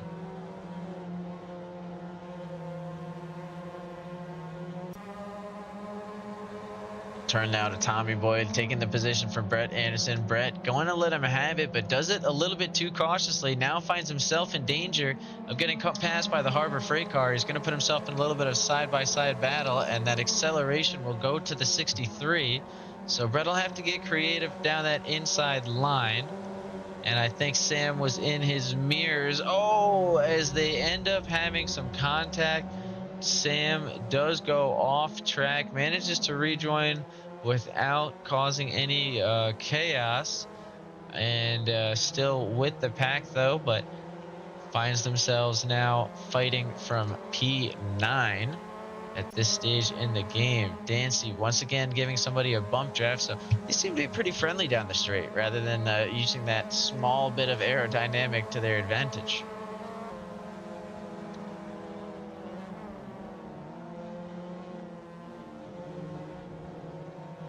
As we see Parmesan pick up the position on Josh Fulton now. It is terrifying when you think about how close together this grid is. Still 6 minutes in. Nobody is comfortably ahead anywhere. A single mistake is absolutely going to cost any of these guys. And we're still 10 minutes away roughly from the first wave of pits. After watching the first race and seeing what you saw, what would you do? Would you be taking tires now that you saw so many racers just go without them? It's hard to tell as being somebody who's not on track with them. But if I felt that I could make it and I wouldn't have lost the equivalent time that I would have in the pits, then I would have not taken tires. But if I had lost a bunch of time, I probably would have taken them. It was a very drive to survive answer, but I respect it. Yeah. Rev 174 finds himself once again in the hunt here. Seems like we're getting two little packs forming, but every once in a while these guys creeping closer and closer together. 23 minutes remaining in this season, not just the session, so they really need to make every corner count. And you can see, as no one's really working together, they're all trying to keep the other ones on edge. And those gaps are getting uncomfortable. Parmesan finally breaking through of the grid, now with a 5-second gap to Tommy Boy in front, who's trying to make up a 3-second gap to Jump Raven. 22 minutes remaining. This could be the chance that those guys were looking for, but they're going to have to go without tires because we already know that Parmesan is. That will be the only chance they have when it comes time for those stops.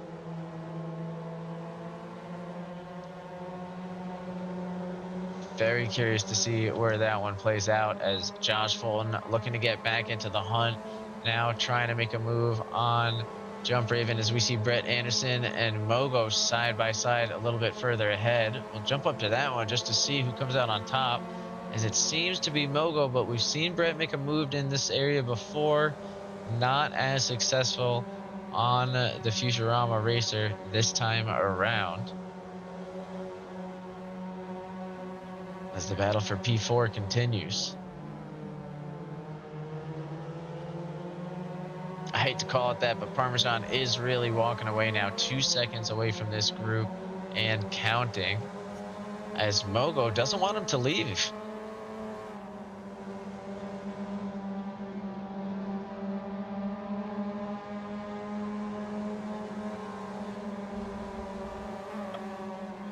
Mogo seeming to find some tremendous pace and control here in the 74 car, racing against his reverse, the 47, who loses the position, now finds himself almost in battle of getting past, but is saved by a 3-wide moment for Brett Anderson, Josh Fulton, and Rev 174. These guys looking to recreate that so we can get a more cinematic shot. This time, it's Brett Anderson coming out on top, followed by Rev 174 and Josh Fulton. Josh gonna go for the undercut early here. 20 minutes remaining and Josh pulls into the pits. That is a strategy I didn't think I would see.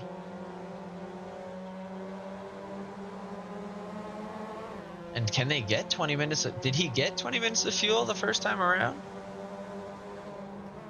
He did. Yeah, he got more than 20 minutes of fuel the first time around.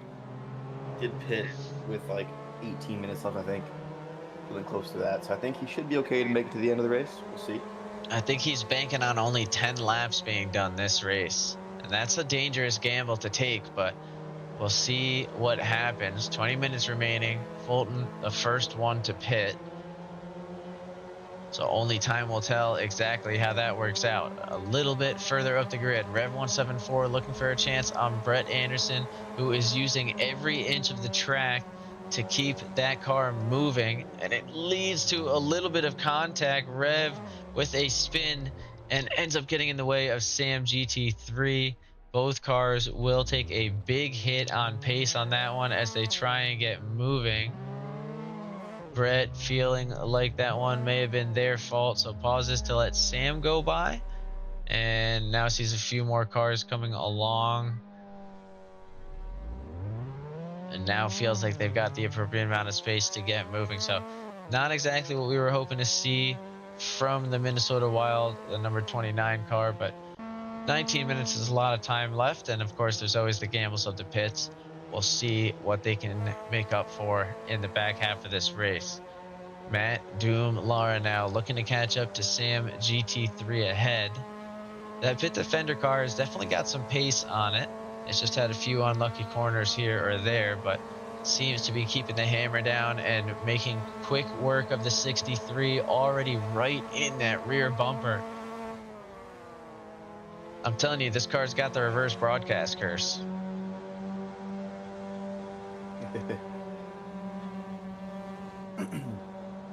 Apologies, sorry. I had to take care of a few things. You're okay. Pinged and texted and emailed all evening.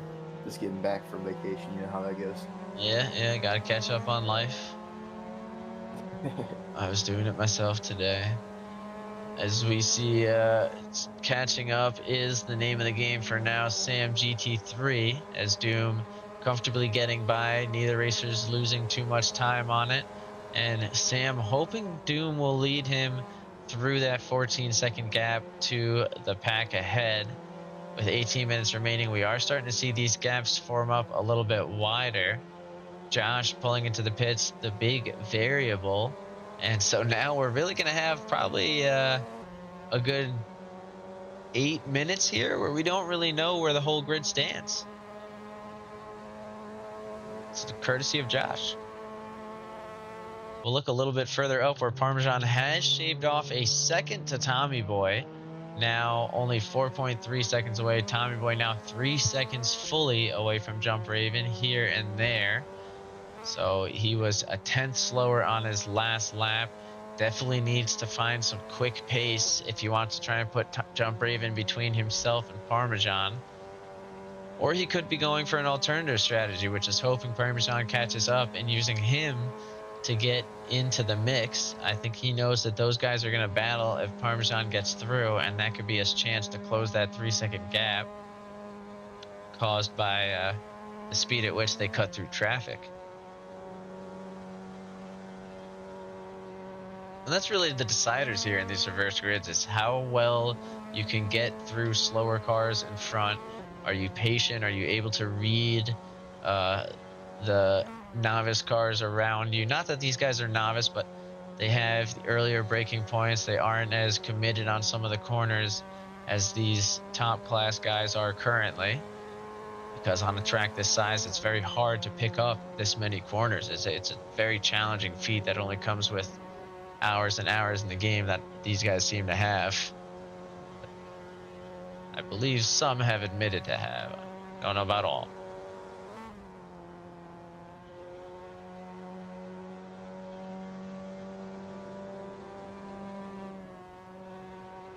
So we're looking at Parmesan, who's closed another second to Tommy Boy, as Tommy Boy has lost about a half second to Jump Raven ahead. Pogo looking to close the gap to Sam GT3 now. So Sam dropping down a position at a time, just having a little bit of trouble with the pace here in Ottawa. It certainly happens, as this is one hell of a difficult track. We see Pogo now within the 1 second mark, so a good run before the final straightaway could give him a nice opportunity into turn one. We'll see if he's able to make something happen there, as this is around the mark where we saw the first wave of pit stops last time. Technically, Josh Fulton has created his own first wave of pit stops, so this will be wave number 2.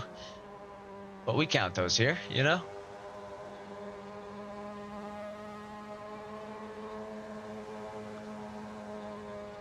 We see Jump Raven pulling into the pits, and Tommy Boy's going to go for an alternative strategy this time.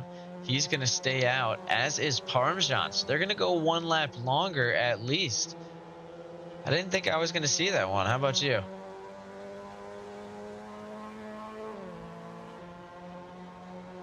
As Jawa may have stepped away, but we'll continue on here. So Pogo still teetering within that 1 second mark, as we see a couple of racers in the pits currently. We'll see where they come out. Sam gonna try and go for the undercut on Pogo to try and hold off that gap. So Pogo gonna need to make use of the relatively clean air here, or at least try and pick up a toe.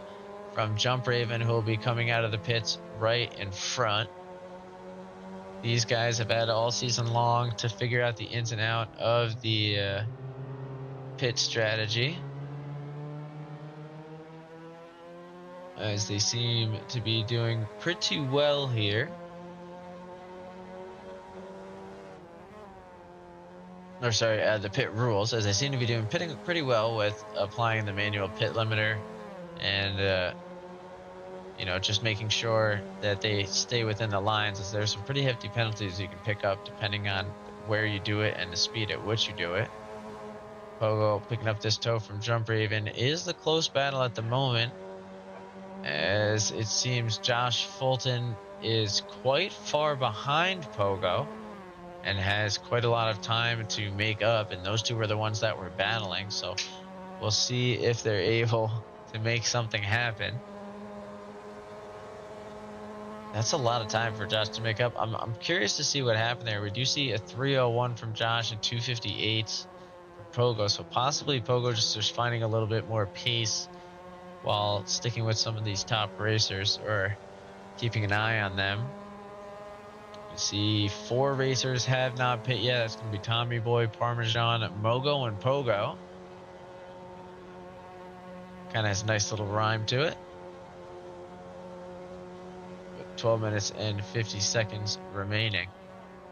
I feel like we're hitting the phase, even though we are nowhere near where the Nords guys or the Le Mans guys were, but where they started singing. But I don't think I could come up with a song as good as Lele Ma. Shout out to the Spanish broadcast team. Phenomenal. That's what I aspire to be. As Tommy Boy now only 2.3 seconds away or ahead of Parmesan, so he's definitely going to be seeing Parmesan in his mirrors. We'll actually jump over to that one, as the gap between Pogo and Jump Raven has opened up. Both racers are going to head into the pit. Wow. Tommy Boy took it at the last second to try and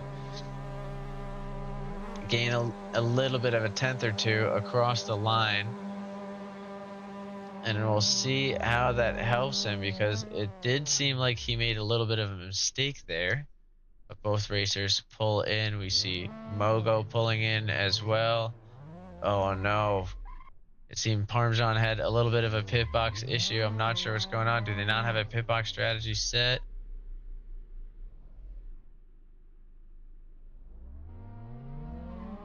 Right there. Yeah, there you go. That should do it. Oh, as we see Parmesan, I think, just starting their pit as Tommy Boy making their way out. So that's going to be unfortunate, as Tommy Boy 2.3 seconds away from Jump Raven. So they did make up a second by staying out. Mogo now going to be hot in the heels of Parmesan. He has a habit of coming out into these pits in prime situations by the top racer to get some tow from.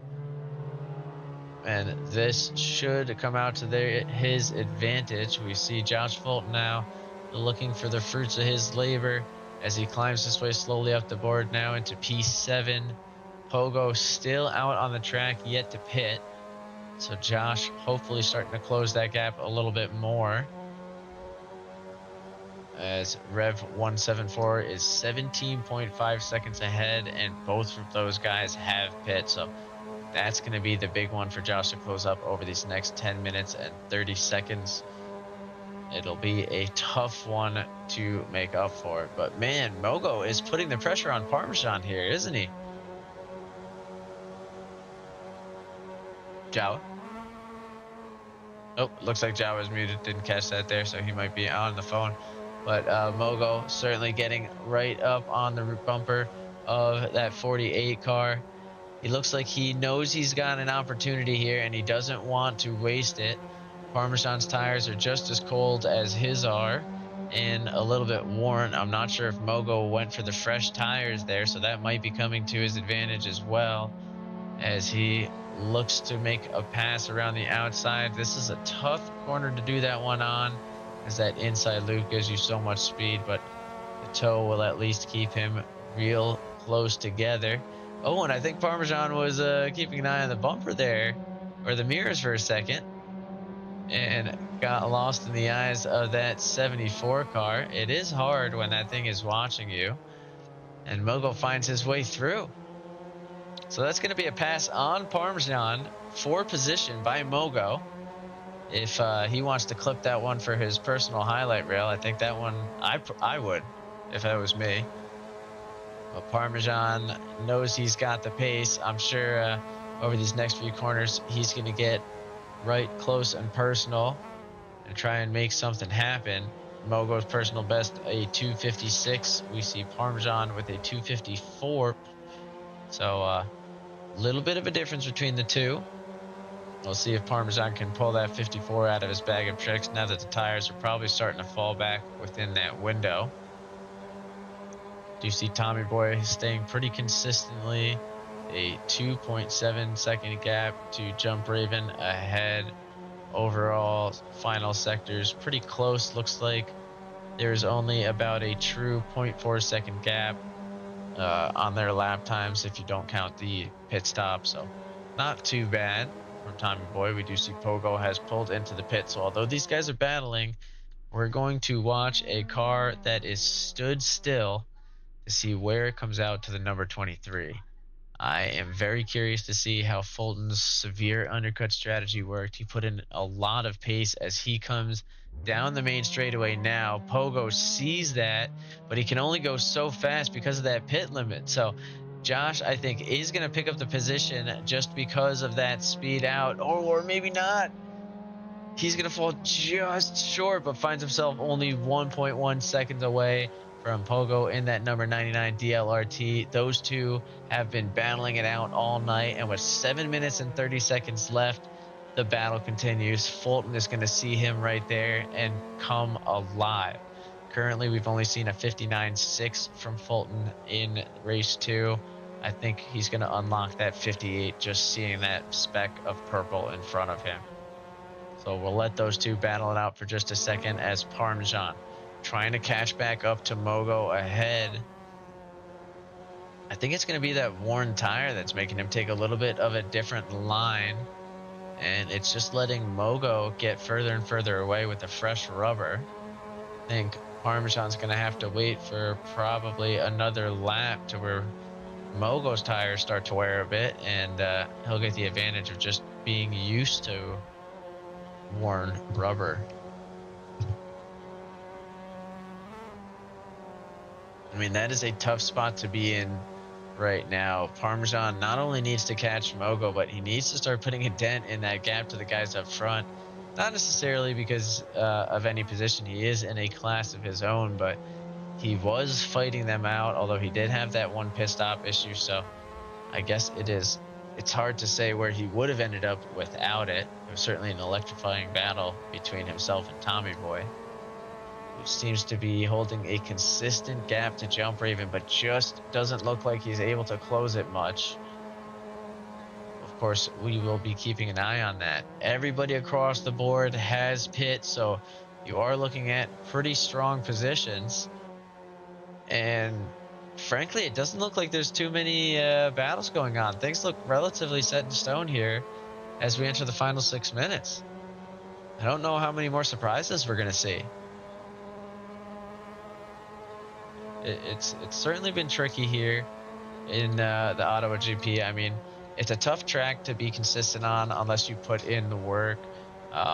There has been 2 weeks of practice, but there's also been an open run in between. There's been a GT3 season. There's been countless other events. So these guys don't get as much practice opportunity as people may think. A lot of them do end up finding out how the track feels the night of. They'll get a lap or two in at best prior to it, but this is really the first exposure to them. So it's tough to keep that consistency going for 30 minutes, especially as your tires wear and you lose the grip on the car. You don't get to learn it through long stretches on the track. And unfortunately, they are finding that one out the hard way. Unrelated, our rookies are finishing up their final race of the season. They are on the overtime lap. Looks like Max Yang is coming around the final corner for the last time, and we'll wrap things up with a 19-second lead. He is followed by Fudzy, who is ahead of Trent, then Spike, then Rick, Nicholson. So only 5 racers making it to the end in the rookie event. We still have 11 on the grid racing and pushing here in the pro race. Parmesan looking to close up that gap over the next 4 minutes to Mogo in front. Josh Fulton having a few unlucky corners as Pogo takes a little bit of a lead by 4 seconds in the battle for P6. Those are the two we're trying to keep our eyes on closely. But it seems like Brett Anderson's creeping up on Josh Fulton as well, so can't count that one out just yet. I'm not sure what happened with Matt Doom and Dancy. Those two racers have some serious pace, but seem to have fallen relatively back. I think that's going to come down to that difference in pit strategy. The undercuts seem to be the advantage for a lot of the racers tonight. I'm not sure where it was, or it just came down to whether or not you stopped for tires. And I think a lot of the racers that fell down towards the back of the grid did stop. And that's where we saw the misfortune.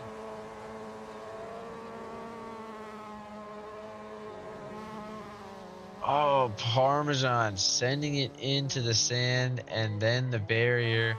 The 48 car having a little bit of bad luck here in the final minutes of season 7.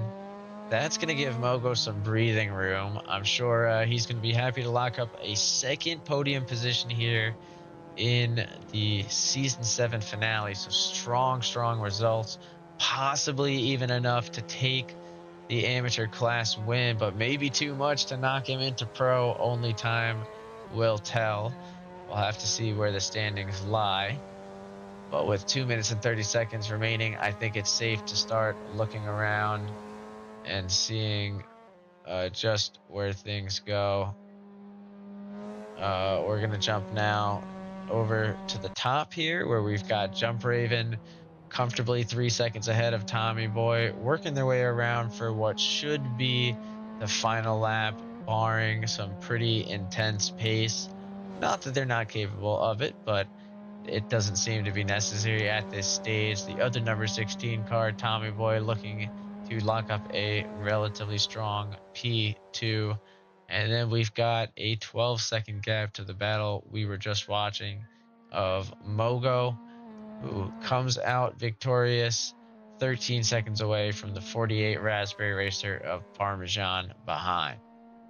We then go to Rev 174, 6 seconds behind him in P5. A little further back, we see Pogo and Josh Fulton. It looks like we may have passed Pogo with the little purple speck all the way off in the distance, as we see Josh Fulton here in P7, trying to catch up, but now 6 seconds behind, as Brett Anderson has closed another 3 seconds to the 23 car.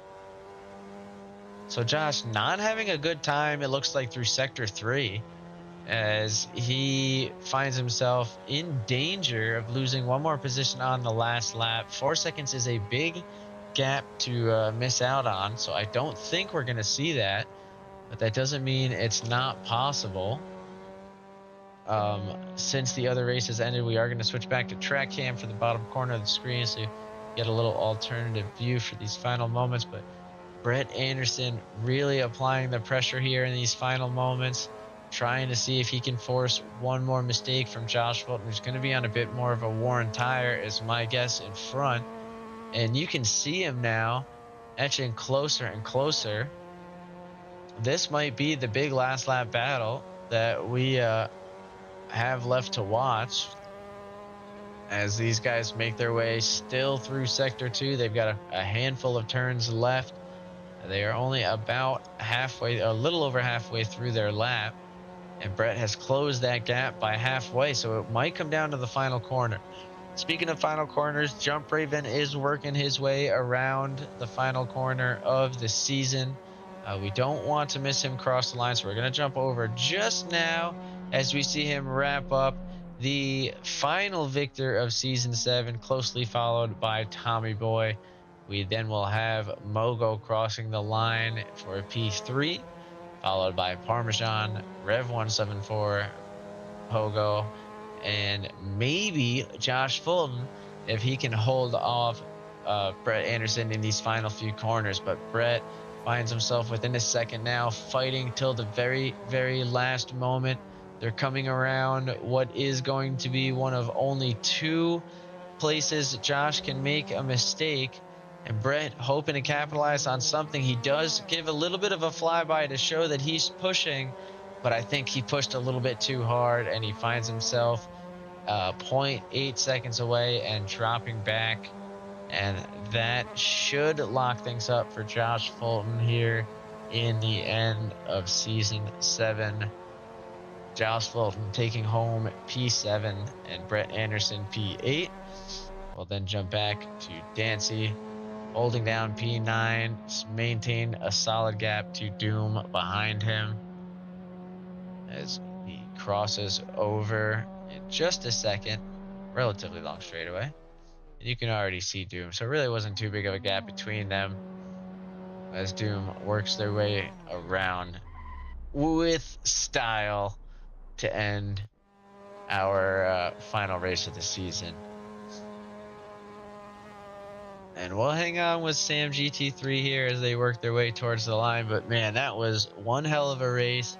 We saw some great battles between Josh Fulton and Brett Anderson. Brett almost able to make a move, but sent it just a little bit too hard and wasn't able to fully capitalize. But always something we love to see, just pure power to the end from both cars and everybody here in this season.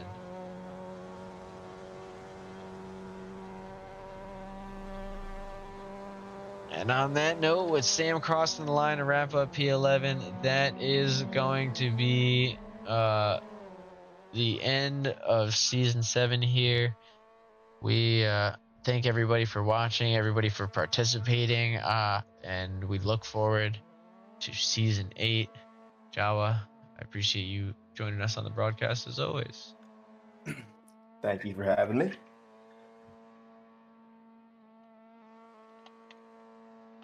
And everybody else, we will see you guys for the next one. Thank you for watching.